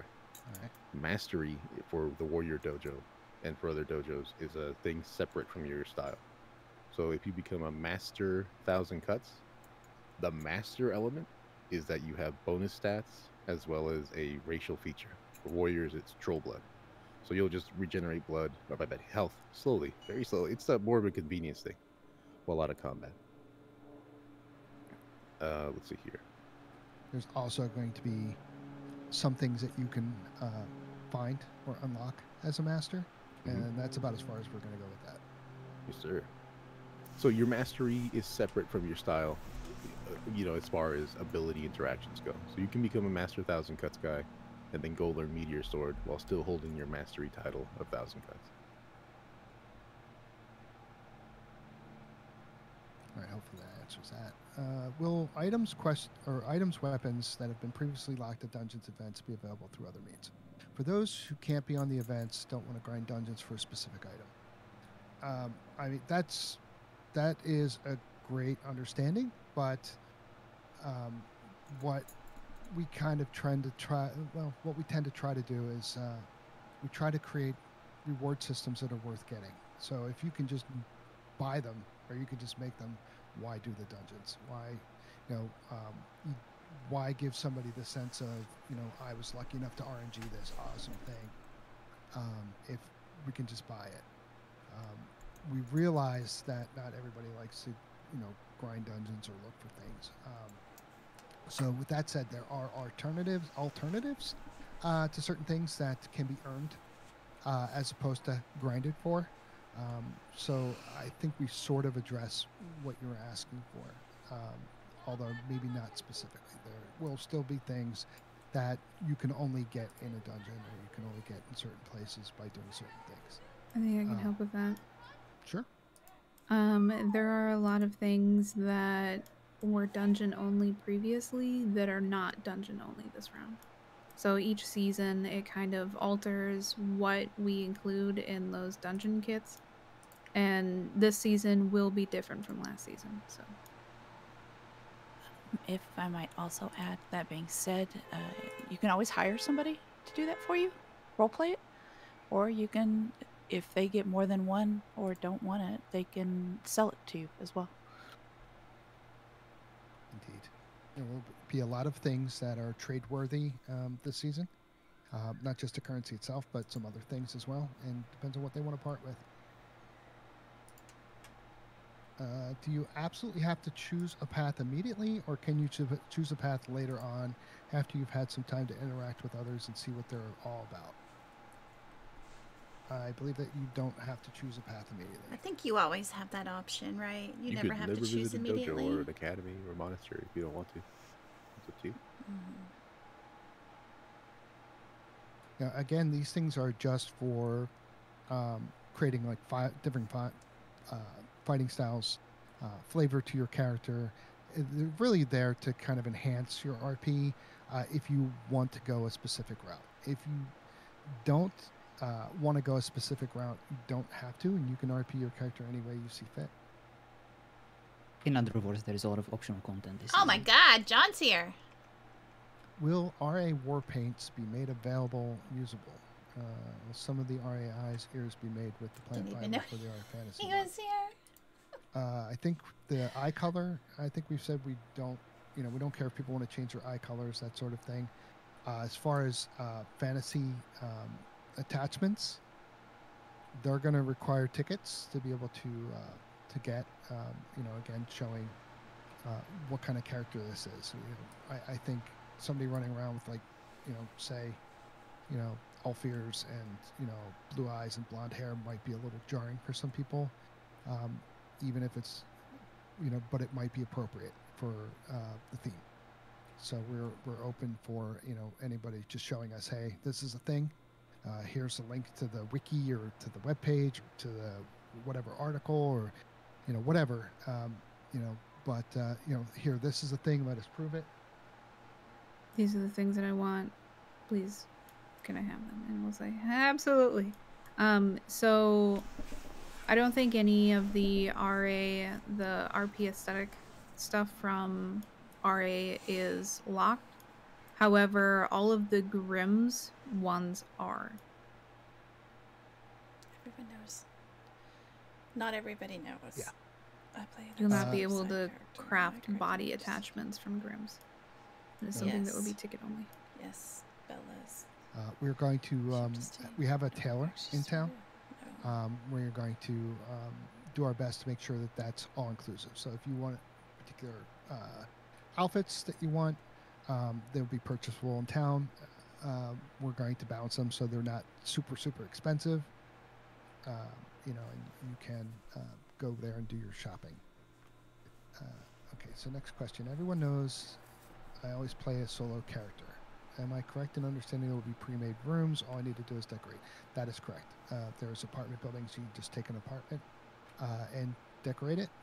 They're actually really nice looking. I was cruising through a couple of them, and they actually look like an apartment you would get somewhere in a house, with like a little patio, usually in a corner or side. Do you have to stay in whatever faction you start in, or is it possible to move factions via the RP? So that would be, based on your RP. You can do that, I think. I don't think we have any built-in mechanics to automatically do that. It's going to have to be a ticket to do so, and we're going to require some significant RP for you to do that. It's not going to be as simple as, I was Sun, now I want to be Moon. You're going to have to RP why your character is going to Moon from Sun. No guarantees, but likely what'll happen is we'll go to the council or the governor and be like, hey, is this valid? And if they don't know anything about it, likely we're gonna say no. So make sure the people that you're trying to leave or join know what you're trying to do. Yeah. Sorry, the check balance went more like Sun has 90% of the population and they need 10 essence for 1 point instead. Oh, okay, I see what you're saying. So to answer that, there is a mechanic built in. There is an NPC who works at the temple. What she does is she is the one that is able to focus these essences into the magics that are needed for the beams. And you will be able to check what the balance is for a nominal fee. It will give you the exact numbers. So it will tell you that, Sun is 495, Earth is 287, and, Moon is 453. And you would be able to check those numbers exactly. You won't be able to do it often because it's actually rather expensive. It takes, she has to craft that capability, and you'll see that in the RP of it. Yeah, so the answer is yes, you can see where everybody is. And your population number should really have nothing to do with the essence itself. There is a finite quantity of this stuff out in the world. So it's not like, Sun having 95% of the population, they can go out and just grind metal and turn it in, and next thing you know, they've got a ton of them. There's a finite quantity of each essence out in the world. There's not an unlimited amount of it. So there is a limit on exactly how much any faction would be able to turn in a given day, even if they got all of it. That's absolutely true. And that said, every faction, all three factions have the exact same amount of available nodes. I know that because went and put them out there with Turbo. So that's true. So there is a finite amount, and there is a max amount that if you collected all of them, what you could turn in a given day. Will there be a strong limit on how many times someone can reroll this season? Example, you must play this character for X many days before choosing to reroll to another faction. You can only reroll X many times this season.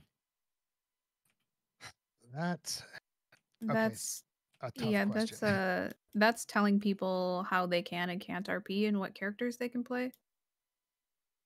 I don't know. Do we want to go with what we've done previously with 2 admin supported rerolls where you get transmugs and stuff? I know we've done that in the past. I don't know if we want to do it again. That's something I think we're going to have to talk about, internally, just to figure out, because again, just like Mel said, we don't want to dictate to people that here's what you have to do, right?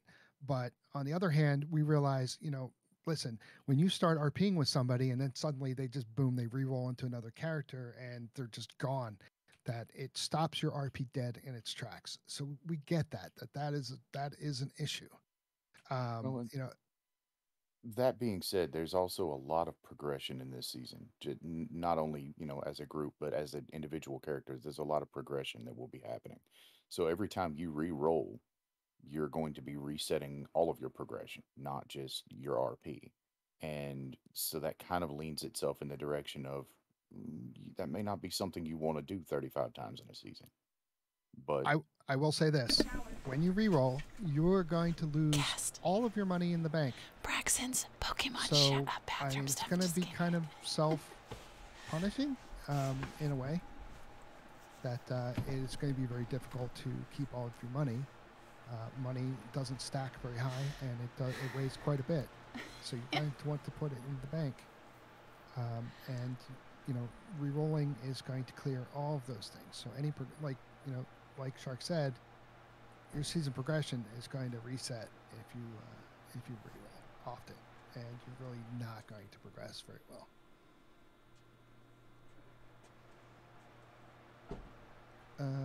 Let's see, next question. Are we able to change factions in the season, like if you aren't having fun or anything? So the answer is yes. You can do that. There's just going to be some significant RP for you to do that.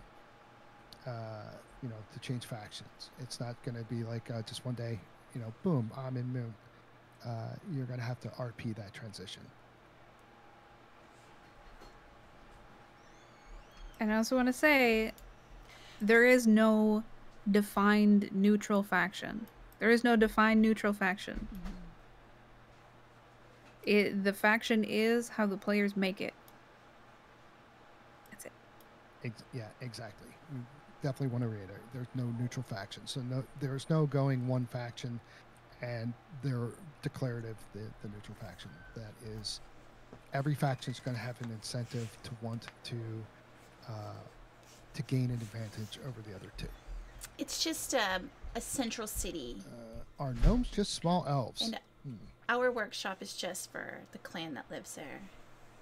I think other players won't have access to it. Hedgehogs Each and tiny hats. Faction, Sun, Moon, Earth, has their own workshop within their location. Sorry. Will mounted combat be allowed this season? Please say no. That's a good question. Hi. I would say that. Hi, honey. What you doing? Perhaps. I got a doggo here. Hi. And we might even try to do some events, but I think. What? I don't know. What do you guys think? What are you doing? With vanilla horses, it shouldn't be an issue. We'll get back to you for sure, but right now I'm comfortable saying that, like last season, mounted PvP combat rules will remain as they were last season. You may do it with vanilla horses and vanilla saddles, and no bows. Even archery is not that strong anymore from horseback, and considering the hellscape that mages are, I don't think anybody who comes at you on a horse is going to stay on it for very long at all. So have they fixed then the stamina issue with the horseback mount? Right. Yeah, that archery? was patched in before the last season began. Actually, it's very different now. Okay. I think if it makes sense, then yeah, we'll allow mounted combat if it doesn't wind up being a problem.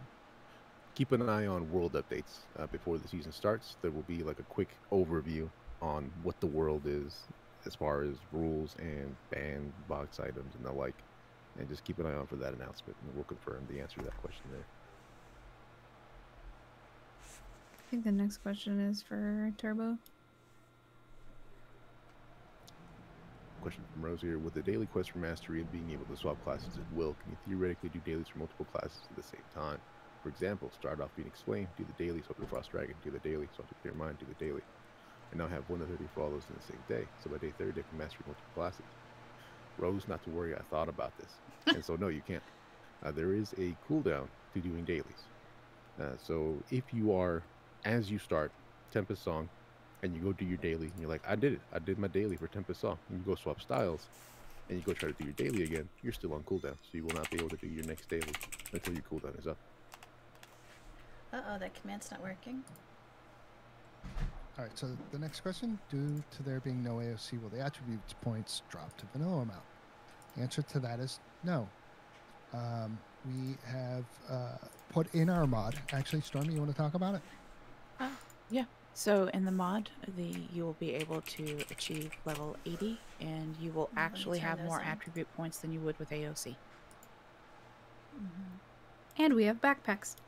And we have backpacks. We do, for purchase.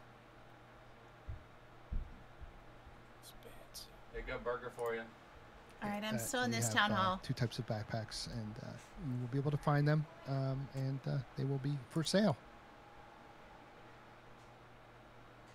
Will there be a restriction on staff joining a council or being the head of a council to prevent community from assuming they are admin backed? People naturally look to staff as more aren't allowed, in their opinion. Aren't going to be in any of them. Unfortunately, it makes it very difficult to find a natural flow in some instances, hence why I'm asking.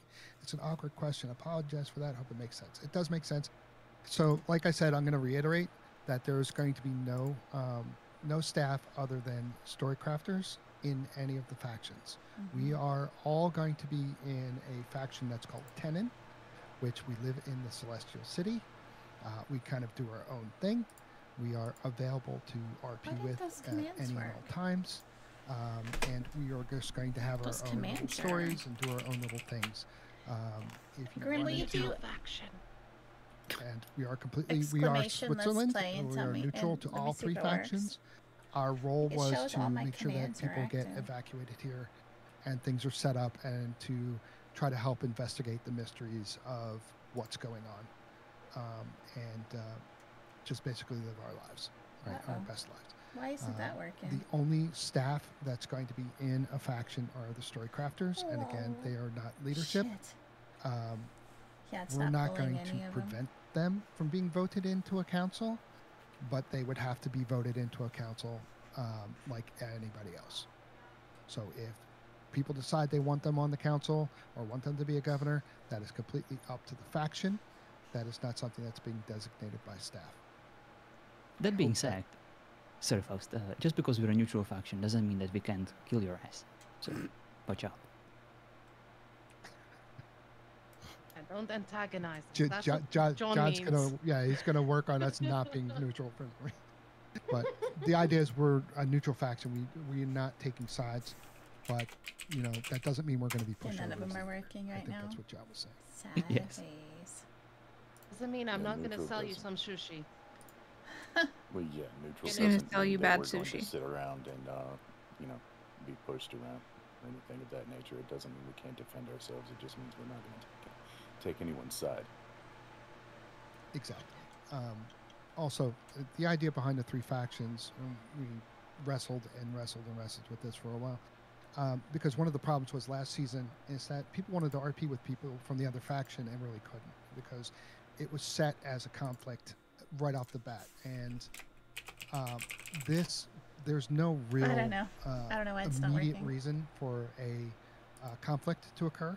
Weird. It can be completely organic to the season, and the faction or maybe elements inside a faction can be contentious between each other, but not necessarily all of the members of a faction being contentious. There's no RP reason for that to happen. There could be, I mean, we could see as much infighting as we could outfighting, right? Based on, how certain things turn out. That's going to allow the factions to be able to RP with each other, regardless of what faction they're in, and you can determine what kind of relationship you want to have with whatever faction. It really is going to be up to the factions and the storytellers themselves to define what those relationships are, not staff. If we're wanting to be in a family unit, do we need to have our head of the household to ticket regarding this? No. That is, again, completely up to you guys. Sorry. If you want to talk about how, the head of your family interacts with like the council and the governor and stuff like that, we can totally have a conversation surrounding that. And if it's about how big your house can be, then ticket yes, right? Yes. Yeah, Bug. We got Burger Boy. I know. Is there going to be a governor's residence? I'm still in this though. Meeting, gatherings, this meeting. How's your burger? Is it yummy? That is up to the factions. You don't know. To determine. we're not going to determine that. If it's something that has to be built or something they want to build or something they want to do, again, that's a ticket, and we will, we'll certainly discuss it and entertain it, and make sure that it's going to work for everybody in the faction and not just it's just 2 people making the suggestion for 30. You talked about bringing house designs to council governors since governors will rotate. If one decision is approved with previous governor, a new governor decides to refute that previous decision, what recourse is there to keep the build? That's, as much as I hate to say it, I actually love to say it, that's going to be a you problem. That staff is not going to dictate how that happens. That will be something that the council and the faction government will determine. So, we're going to be very hands-off on that kind of stuff. So these internal decisions, it would be the same as if you guys had formed your own clan in deciding how that's going to happen. Every vote matters. I thought at the beginning of the meeting you said there was going to be just one public workshop. Now they're saying there's no public workshop. Maybe a misunderstanding. So each faction is going to have its own workshop. So each faction is its own little city. So prior seasons and prior to season 6, I should say, we used to have a centralized city where we would put workshops in. Even I think Silamel was the central city for everyone, even though it was technically the wild.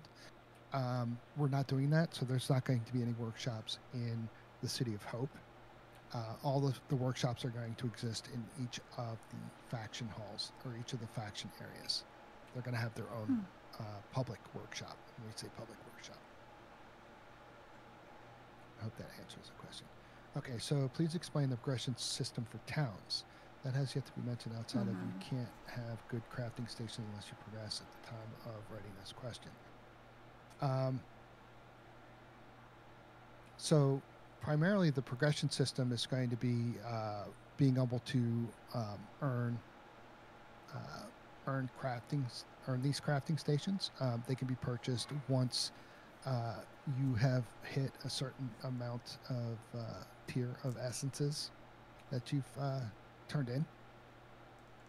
That's part of it, as well as other things that might be required for progression for your town.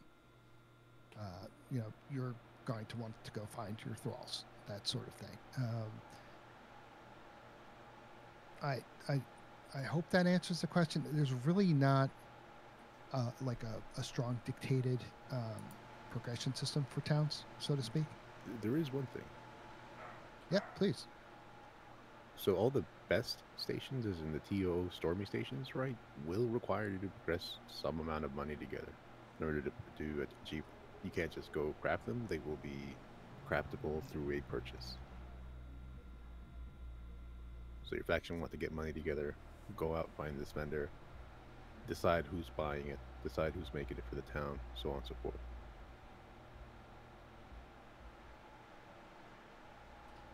Next question. Does the storage container limit include fashionist stands? No. Fashionist stands have their own. Again, that's two. There are 2 fashionist stands, I believe. If you look at the season guidelines or the season rules, it'll give you those guidelines on what the storage containers are. Those are going to take effect. So you can have 2 fashionist stands because we know people like to change their outfits. But they also do count as storage, and that's part of the consideration of why we can't allow people to have 17 storage containers in there. Addie, come here, Bubble. Hi, Addie. Oh my goodness. Hi, Bubblegum. Look at you, you cutie. So hi. You want to try to limit that because that's going to. Come here. Hi, honey. Hello. Within weapons and armor, we obtain them by crafting them. Drops from PvE, quest rewards. Oh my goodness. Yes. You want to see? I don't have my camera plugged in. Yes. Your answer is yes. Damn it. All of the above. I don't even know where the thing is. Hold on. She's getting could mailboxes be used for drop-offs for crafters, unless that matters if you use. We have, she's taking off my headset. Ow! You scratched me. Oh, I think you can. Scratched me. drop off Okay, hold mailboxes. on. That's something we haven't really strongly talked about. I don't know how much we really Look, I look want to try to right dictate now, so that. don't look at me. You know, it's Just going to be look up at to the you, puppy, but okay? I'm just Just going to the say puppy. everybody having their own individual hold mailbox on. Hold on. becomes You wanna a see my mess when puppy? you're trying to look people up. Don't judge me, jerks, okay? So what we did kind of last season, I think that worked very well, is we had somebody acting as the mailman. And so there was a small post office created, and people could send to that faction's post office, and then it was the mailman's job to sort the mail and then go drop them off in everyone's individual mailbox outside their home, as long as the mailbox wasn't set to receive mail itself. Here you go. I think that worked pretty Here you well. go. She scratched again, my neck. leave that up to each faction to determine honey. whether or not they wanted to allow that. But I'm not sure what the server performance would be on that. If we find it to be a problem, we will let people know in changes, and we will make an announcement that way. And say, listen, we need to switch off, you know, in order to receive individual mail. She's like, you know, that sort of thing. Okay, it's our hope that, you know, a faction will create a job for somebody to do that. Come here, you're tangled. Definitely How did lends this more to happen? RP, Wait, come here. And it lends to, you know, people having, again, a sense of progression and moving around. There we go. Also makes for some interesting stories, especially when there's like secret trysts going on, that sort of thing. You know, she's so big. She's getting so big. There we go. I don't see any rules about leaving a city and joining another city if RP dictates. Will those be written out?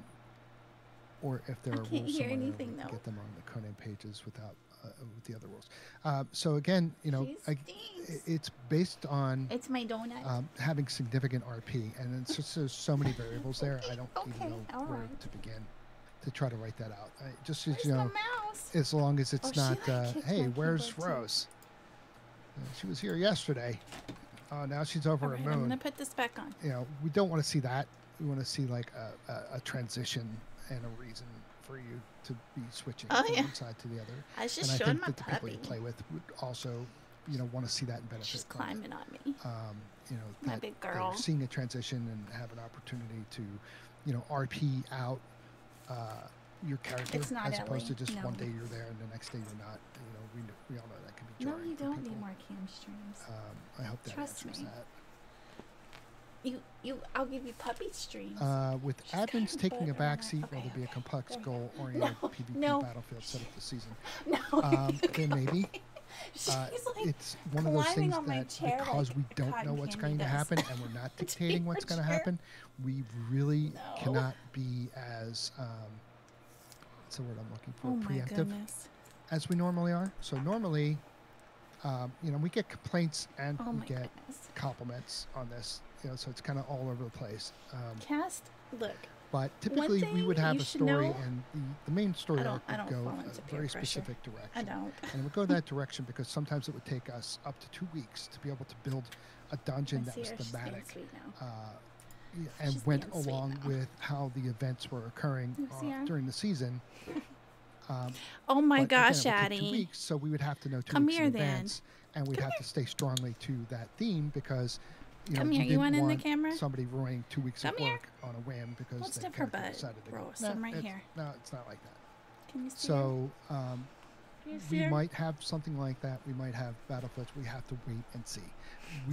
We don't even know if you guys are going to want to clash between each other or not. I do not. I don't do anything. I think that would be one of those things that would, as the story progresses, if factions decide that they want to be at odds with each other and they want to have that kind of battlefield, that would be where the leaders of the factions would get together, put in a ticket, and it could progress from there. She hit my mouse. Trying to dictate it. So it's super slow. One of the things I can say, and this is more for some of the newer folks that have joined us for this season. What we do here is, staffs, we tend to be very approachable. And if you have an idea about your character or something that you want to do, and we can help with it, put in a ticket and say, hey, I'm looking to try to do this with our character. And we'll help you where we can.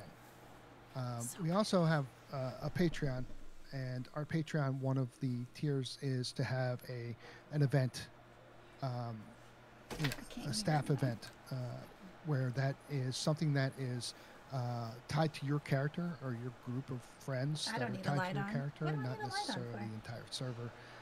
But it is something that we use as a reward. So if the expectation is I would like to have this event and have it be server sponsored, we reserve that specifically for Patreons. But something on a smaller scale, like, hey, you know, I think it would be a great idea if my character was visited by a ghost. To sit in my lap. You know, this happened and yada, yada, yada. We do help with things like that. She's what? How will vampirism 3 months old? Vampires of many kinds are prevalent. Look at these big old feet. Look at those. With myself, Look at those. So I wanted to get some details on it if it can. So if you're playing like a vampire character, we're not going to have the vampire mechanic in for injuries. Has no. It is just it is too difficult to try to balance with all of the classes and styles. Just. And some people are more comfortable in front of a camera. You know, while it is part of really Eastern culture, it's something that's not super prevalent. Do you see them? Look at these big old things. However you want to try to make that character work. They're huge. As 3 months old and they're huge. With whatever the lore is behind. Okay, I'll stop. I'll stop. There was a mention that people can use magic as a warrior, but I saw a scholar class as a point buy system. The warrior and monk class are also going to have spell point buy systems. She got a bath today. Turbo? Some mages do indeed have point buy systems, so you can buy yourself a different kind of cocktail of spells. Warriors, no. She looks just like my other Saint Bernard. Just a mini version. Definitively, monks and warriors will not be able to buy spells at their leisure. Right? They receive spells that are part of their class. They're intended Can y'all see her? Mages are the only ones, and then only some of the mages, like 2 of them so far, can pick out spells they desire. Oh, hi! For balance reasons. You want to see Mr. Whiskers too?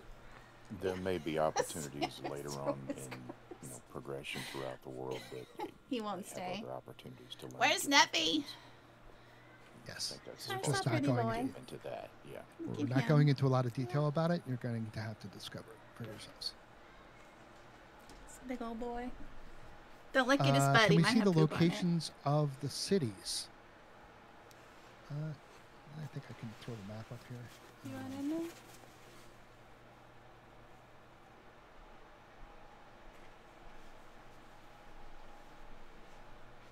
So anybody that's if in they're a minute. looking at my Thank screen, you. Just right there. I have the map open. You can see. No, it's fine right here. Right now, I am at the central. Oh, it might not be a good idea actually. City of Hope. Microwave. Yeah, that's fine. The area for Moon is to my direct east. Oh my gosh. Is the Moon capital. It's this little blue swirly symbol. Your other one broke. West is where the sun is going to be located, and then to the south is where the Earth is going to be located. And the little starred helmet things will give you an idea of where the dojos are located, as far as the three styles. There are other dojos that you can find in the area. They're very close by, and you'll be able to find them just following a path. Always, if you follow a path, you'll find something. She's being so sweet. What I'll do is I'll take a screenshot of this as well, and put that up so that you guys can kind of see where they are. You'll see that there is a lot of map, and everybody's going to be kind of compressed in one area of it. That is absolutely intentional and by design. And I think when you guys start RPing, you'll find out why. Will these apartment doors be egress that we can use, or will we have to join the clan? Everybody has to join a clan. That is part of it. So if we find somebody that is not in a clan, we are going to put you in the lowest population clan. So when you first go through, you're going to be greeted by the story crafters. Oh my gosh, you're going to fall. You can't do that. They're going to be waiting for you. And the role point council, and council will be able to, of course, invite people into the clan. So you will be able to open the door to your apartment. Yes. Yes. You will have to be in a clan for the apartments. Otherwise, how are you going to decorate them? First of all, and second of all, you have to live in the faction, so accessible to the workshops and stuff in the faction for that. Mr. Whiskers, stop it. Yes. Go ahead. Done. Egress doors will be provided for those that want to make sure that they have a locked door. Okay.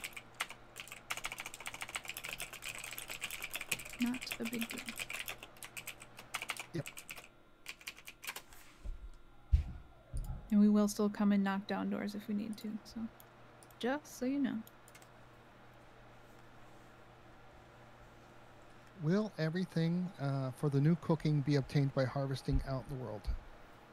That is a question for Stormy. To answer that question, yes and no. Most things you are going to need something that you harvest out in the world. The only exception to that is you have to use the wall garden to craft the vegetables to use for the ramen. And the ingredients for that are going to be generic seeds, well water from the new crafting water fountain, the well water fountain, and that recipe's not written down anywhere. I'll be putting it on the mod prior to season start, but it's similar to You went down? Emberlight. You need help? And similar to some other things that you'll be familiar with.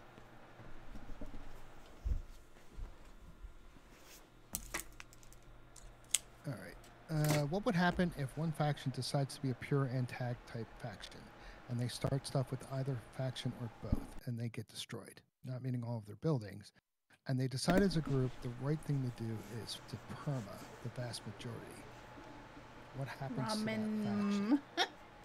You're watching the VOD? Just really small and have to rebuild, or would the let me see if I can find him. He ran off at this point. Let me look for him. He's not in the window anymore. Let me see where he's at. I'll be honest, I don't think I'll grab him. Thought about specific scenarios in the factions, just because there's so many. I know. Hold on. Be patient, in this particular case, I think what we would probably wind up doing is you would probably see more staff interactions at the faction that has been decimated. So that might encourage more people to want to be there. Maybe more things are happening there. Make it a little more interesting to try to encourage people this is just for Neffy. Want to go there or be part of it. This is just for other Neffy. than dictating to people, listen, you guys got to have to go over here now. Right there. We really don't want to do that, but I'm sure you can see. Can I plug in the right thing? Okay, hold on. The difficulty in trying to encourage a balance, especially after something like that happens. All right.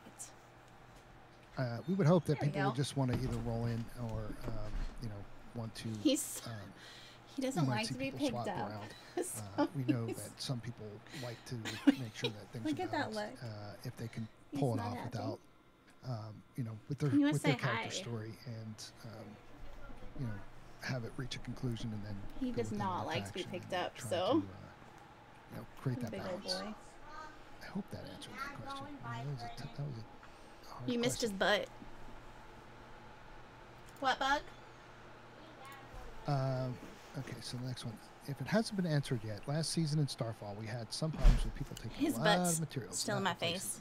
Which led to people charging a lot of money for materials. Will there be something in line to prevent You know this? what, Moto? Moto? Or will this be left up to the players? I did all that. This is going to be left up to the city city councils, 2014 or whatever. and their governors. The whole green screen, this is why all of we're the kind of pushing lights and shit, for there and to be at a minimum that level honestly, of government. I feel like it's so much better And without it is all up to that them stuff. to put those controls in place. We're It was not such a gonna dictate, hassle. The controls of how you guys distribute your It was materials. such a hassle. What a king! Where did he go? Last season, He's already I gone. think, was a learning experience for a lot of people in this kind of environment. I think there came a time where people started to kind of balance out and learn how to adjust. I don't know if you're looking for one, but I feel like the happens one again this season. We when I was realized looking that the for first them, week there or was two a it's gonna setup be rough, on Amazon for like That's as 100 or people are figuring stuff 150, out. and it had People are multiple figuring green what people screens. It was what like they the can green take, one, the what they black one, the can't white take, one. and what systems there are. All of the lights, like as there well was, it as, was a big streaming there's kit gonna for always $100, be that person $150, that and it was just doesn't care perfect. about anybody else. Yeah, we you hope do. we don't see it. You know what's? But we're I not actually going took to be some of able the to, lights and I use it for my we're not going to business, inject for ourselves taking the into that photographs for my particular process. business. That is I have going it to on be one of my purely a tables, faction and decision it's to do. kind of perfect. The lights are amazing, but they're so freaking Next hot question. too. How many points is it for a spell? That is a turbo question. And mine, like, I'm backed up against the curtains now, and it's just so much easier because the green screens are so big too. They're so long, like ceiling what's big, to floor. what's medium, what's small. They're insanely big. It's, the more But have you large seen the and ones effective that the you spell can is, or the more strong it is, the more meta it is, the more expensive it will be. They just go in the back of your chair and just kind of turn with you and move with you. Those actually might be better. Looks like we hit our last question here. Will there be rules about council members or high-ranked members in the clan bypassing egress doors and going through our things? And I'm in Texas, so it's already freaking hot here. I mean, I would think that would be, self-evident, but it's 72 right now, and then I right here in my room, the need for the question. It's 79, and that's just with my I do computer know we're working on some things. I don't know if I like the decorative backgrounds too, like the lights, and I don't know why. I love to see that on other people's streams. I don't know where she is with it, or even if it's possible. Did you want to talk about that, Stormy, or are we not ready? It's not possible at this time. What you doing, Mr. Whiskers? I would say, to address this question, you want a snack? One, you can set the egress doors to not allow clan members, but if somebody is using the tribe mechanics to lift up walls, get in your room, gain access in some way that they have not been invited to do so, please put in a ticket. Water? Yeah, I would consider that. He doesn't want any of those. I'm just going through a wall. I would as well, and that also counts. There is a mechanic for mages called blink. We do not want to see people blinking through walls. Now stream we need to talk about that one first. That there's going to be rules around that one, but that is a conversation that we need to have later. Like where? Don't give me details, but like really far away, or blink is the bane of my existence at the moment. We will get it added to the rules, or we will get it set to... Or vote people in that you feel has integrity out of character. I guess you don't really know that if you don't talk to people or know them, but... So last season, admins did go through people's things. I don't know, but if it was players... that should have been reported. Like there's a really fuzzy line between what we do as staff, right, and what our characters are doing for RP purposes. You mean admins? There's a line, like when we're checking your stuff for rule stuff and administrator purposes, that's different. We're not gonna go and read your letters, okay? Honestly, I don't think any of us care about that, if that's what you're problem worried about. I don't know. I've just thought of something that might be... I will say, for Camelot last season, right, there was a point in time where I went in, and if you had more than 2 containers, I put 2 down and put everything you owned into 2, right? And then I got rid of extra containers. So while you may have had the impression that I was there to go through your stuff, I was dumping it into 2 containers because people were out of control. I didn't stay for that season because I got sick. That's when I was in there the is some hospital, and I confusion missed between the complete middle to staff, ending of that season. Trying to maintain the rules. It was an admin, versus, gotcha. Play other players. I didn't say that on the personal effects. Like Mel said, egress doors can be set to not allow clan members, so clan members cannot open your egress door regardless of their rank. On top of that, You know, they may not remove walls, and if we find anybody that's blinking through walls and taking advantage blink goes that, through walls? not only I thought it didn't. will they, you know, come down with, you know, thank you, administrative action against them. If it becomes a highly persistent problem, we might rethink blink altogether. So just I didn't realize blink went through walls. Yourselves. I know I tried to use blink to go up higher, and I couldn't even get it to do that. Let's see here. Levitating emotes. Levitating emotes. I remember that was a conversation too. It kind of makes sense to have. I'm glad you asked that. Well, actually, first, may I ask Storm a specific question in a DM on the cooking? That's, you know, up to Stormy.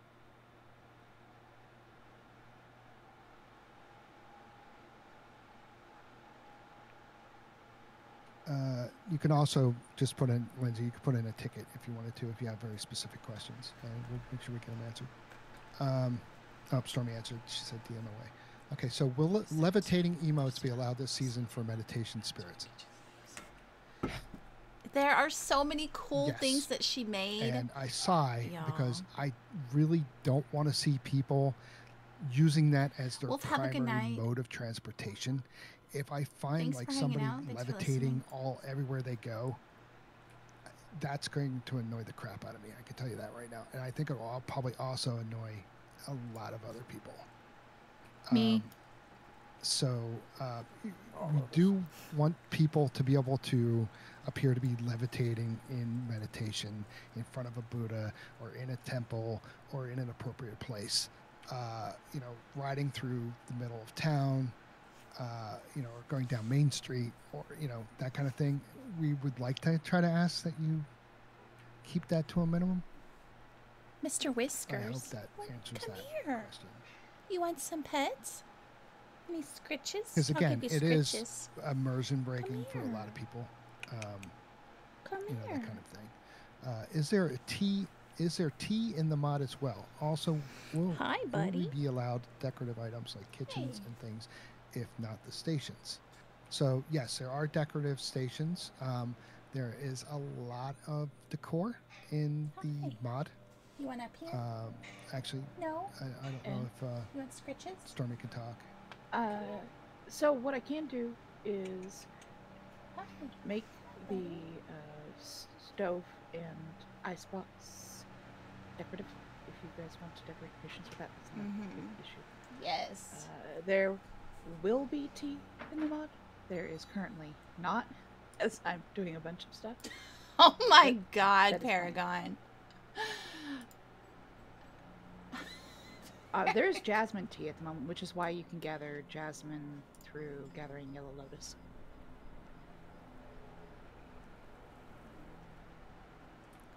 Let's see here.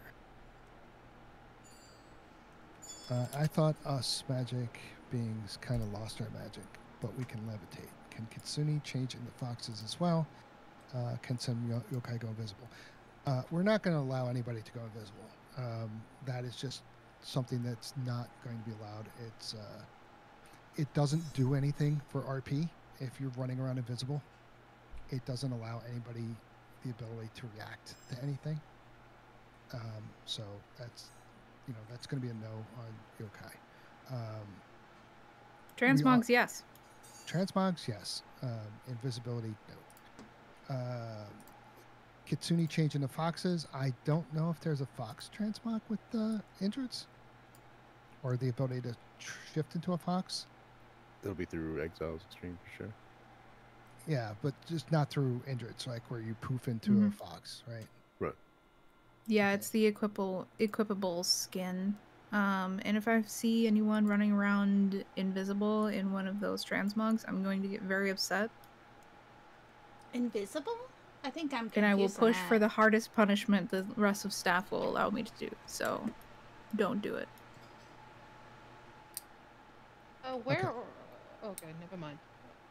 I was just wondering where we were in questions. I have never used shape-shifting or transmogs besides the one time that my character got cursed. So I don't know how those work. All right, so a couple things with the rules. Especially with Indrins. That we're going to make an addendum. No invisibility with the transmogs. Played with those or. What was the other one that Rose wanted to see in the rules? So what do they mean by invisible? No abuse of game mechanics to gain entry into persons' residences. So you can't pick up walls, move doors out of the way, etc. If you were to blow it up, I mean. If you want the EE but that's Fox, the RP to raid a house. Put in a then, ticket, alert to both parties. and the whole rule like set with your can come link, on the website. your wiki link or whatever, showing how it fits into the lore. Well, some classes have entrance race mechanic of high jumping. And just so everyone's aware, those things are logged, so we would be able to see them if you do it. So just please don't. We pride ourselves in having a community that is very relatively toxic free, and you know, a lot of people enjoy playing here because of that, and we are going to strive to maintain that particular what's the word I'm looking for? I'm getting forgetful in my old age. Is it Shift H? You know, having that reputation.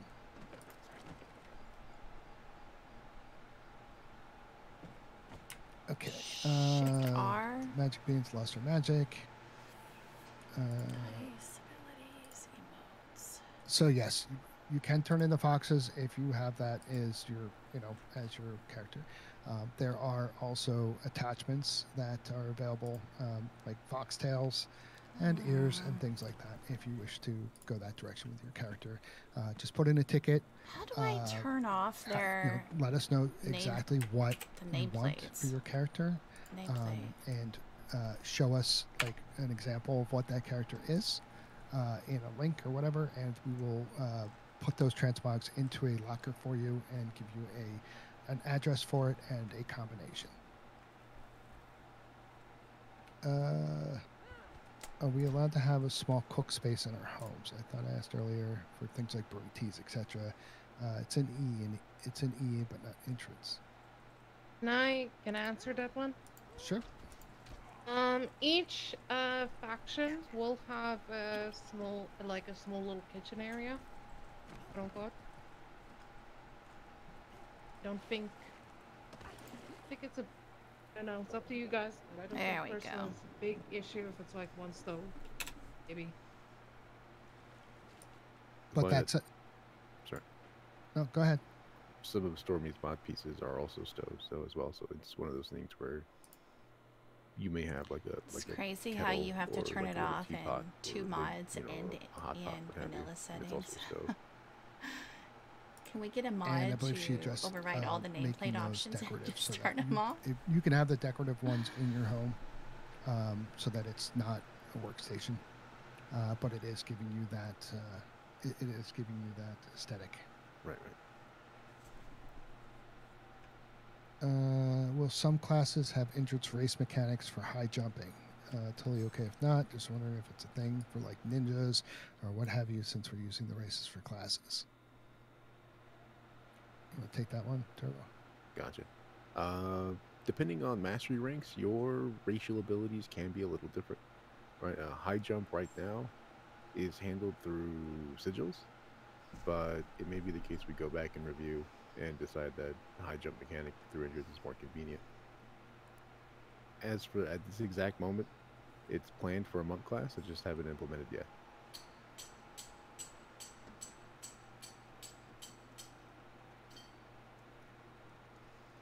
Faction leadership. The next question. I've been asked about taverns, tea houses, bookstores. Is that faction leadership decided or server rule? Those things would be, I believe, would be faction decided. So things like taverns, tea houses, these are things that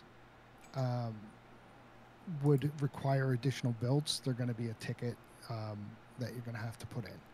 Again, we're not going to try to, be. I would love to see tea houses. Which very draconian on it, but I mean, real limitations have to exist, right? And so, we're going to try our best to accommodate, but also moderate as best we can. And I know that's kind of a non-answer, but there are archives that are in the central town, and that is essentially a bookstore. There is the possibility to to volunteer to work in those environments as well. You'll probably run into a lot more people than if you're just doing it in your own faction. And same with the tea house. There is a sushi bar, which is going to also double as a tea house. So there is that availability as well if you want to have more exposure for your character than just your own faction.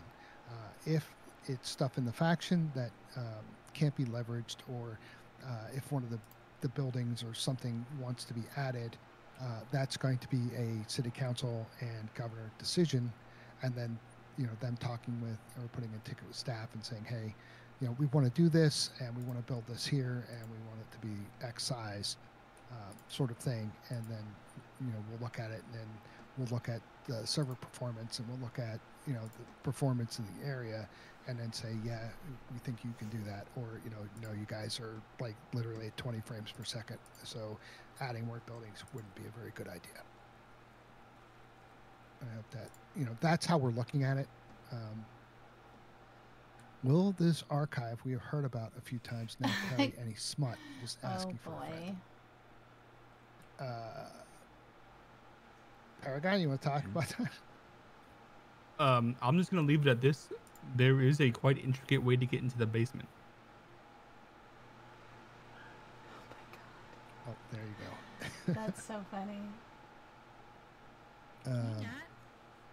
Do we have any more questions?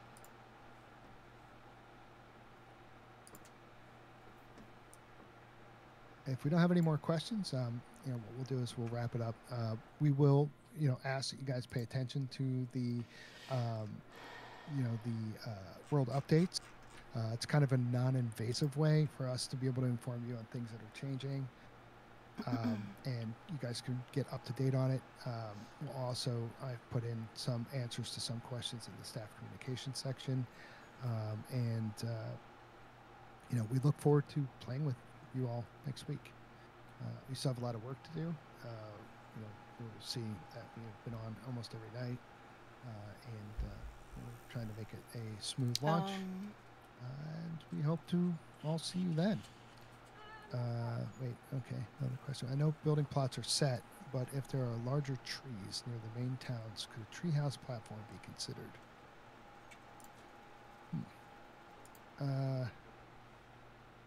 I think that's a council question. Yeah, I think so too. I think that's a council. Is there a screen grab of the map city locations that we can see offline? The city council wants. There's markers on the map that will show you, if I remember correctly. I mean, I know now there are, right? I think. At this you can get moment. a real big treehouse in a tree. Is there a screen grab of map city locations that we can see offline, or will there be? I believe Annie just finished the moon build. Is that true, Annie? Whoa. I finished Moon and Sun. I'm busy with Earth. Analyzing things.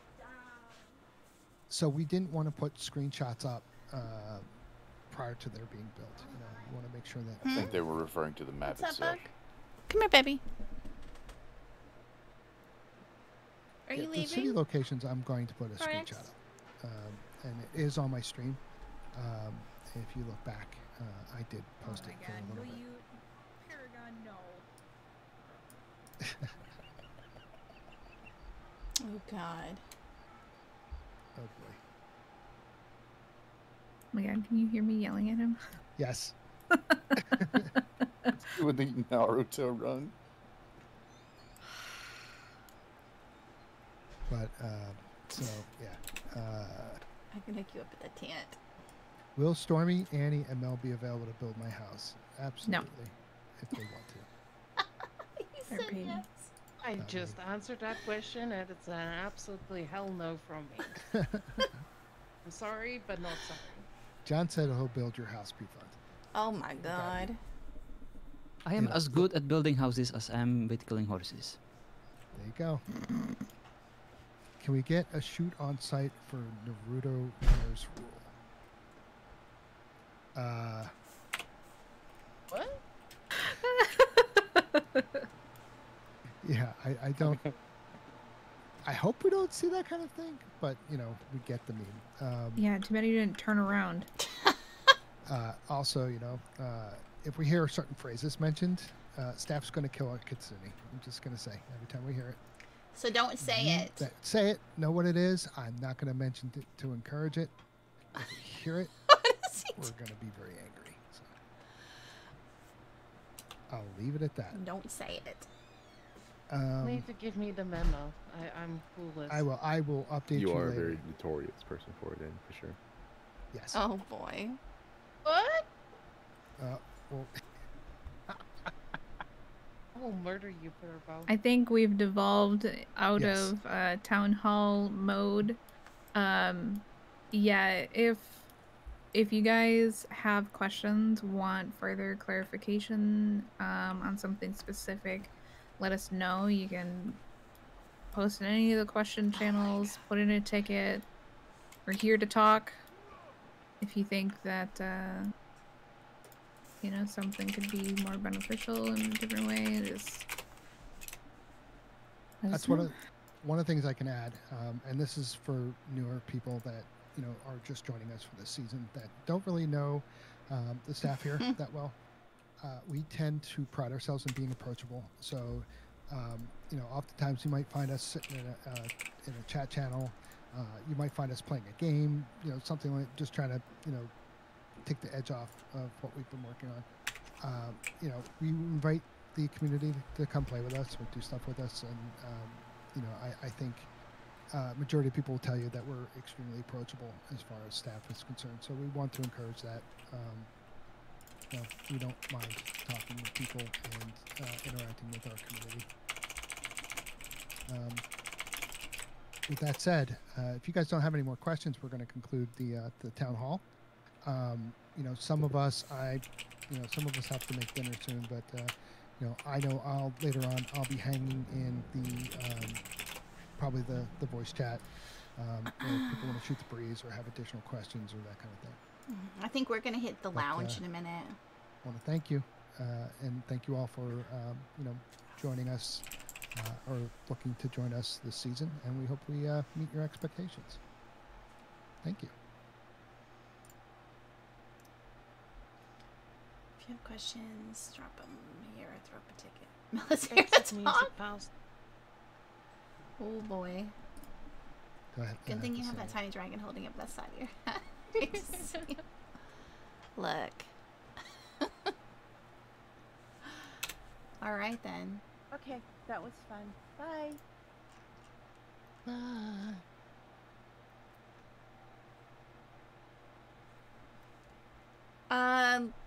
Is anyone going into the... I don't see it. Origin Inn. Alright, I'm moving to the lounge.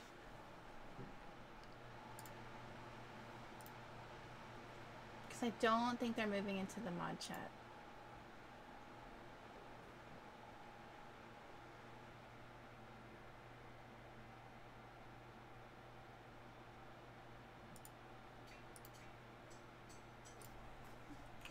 What a fucking dork, I swear to God. Who, you are? No, Paragon! Oh, what was he doing? There's literally Naruto running around up by the beam. Oh, I'm glad I didn't have my screen on that. Alright.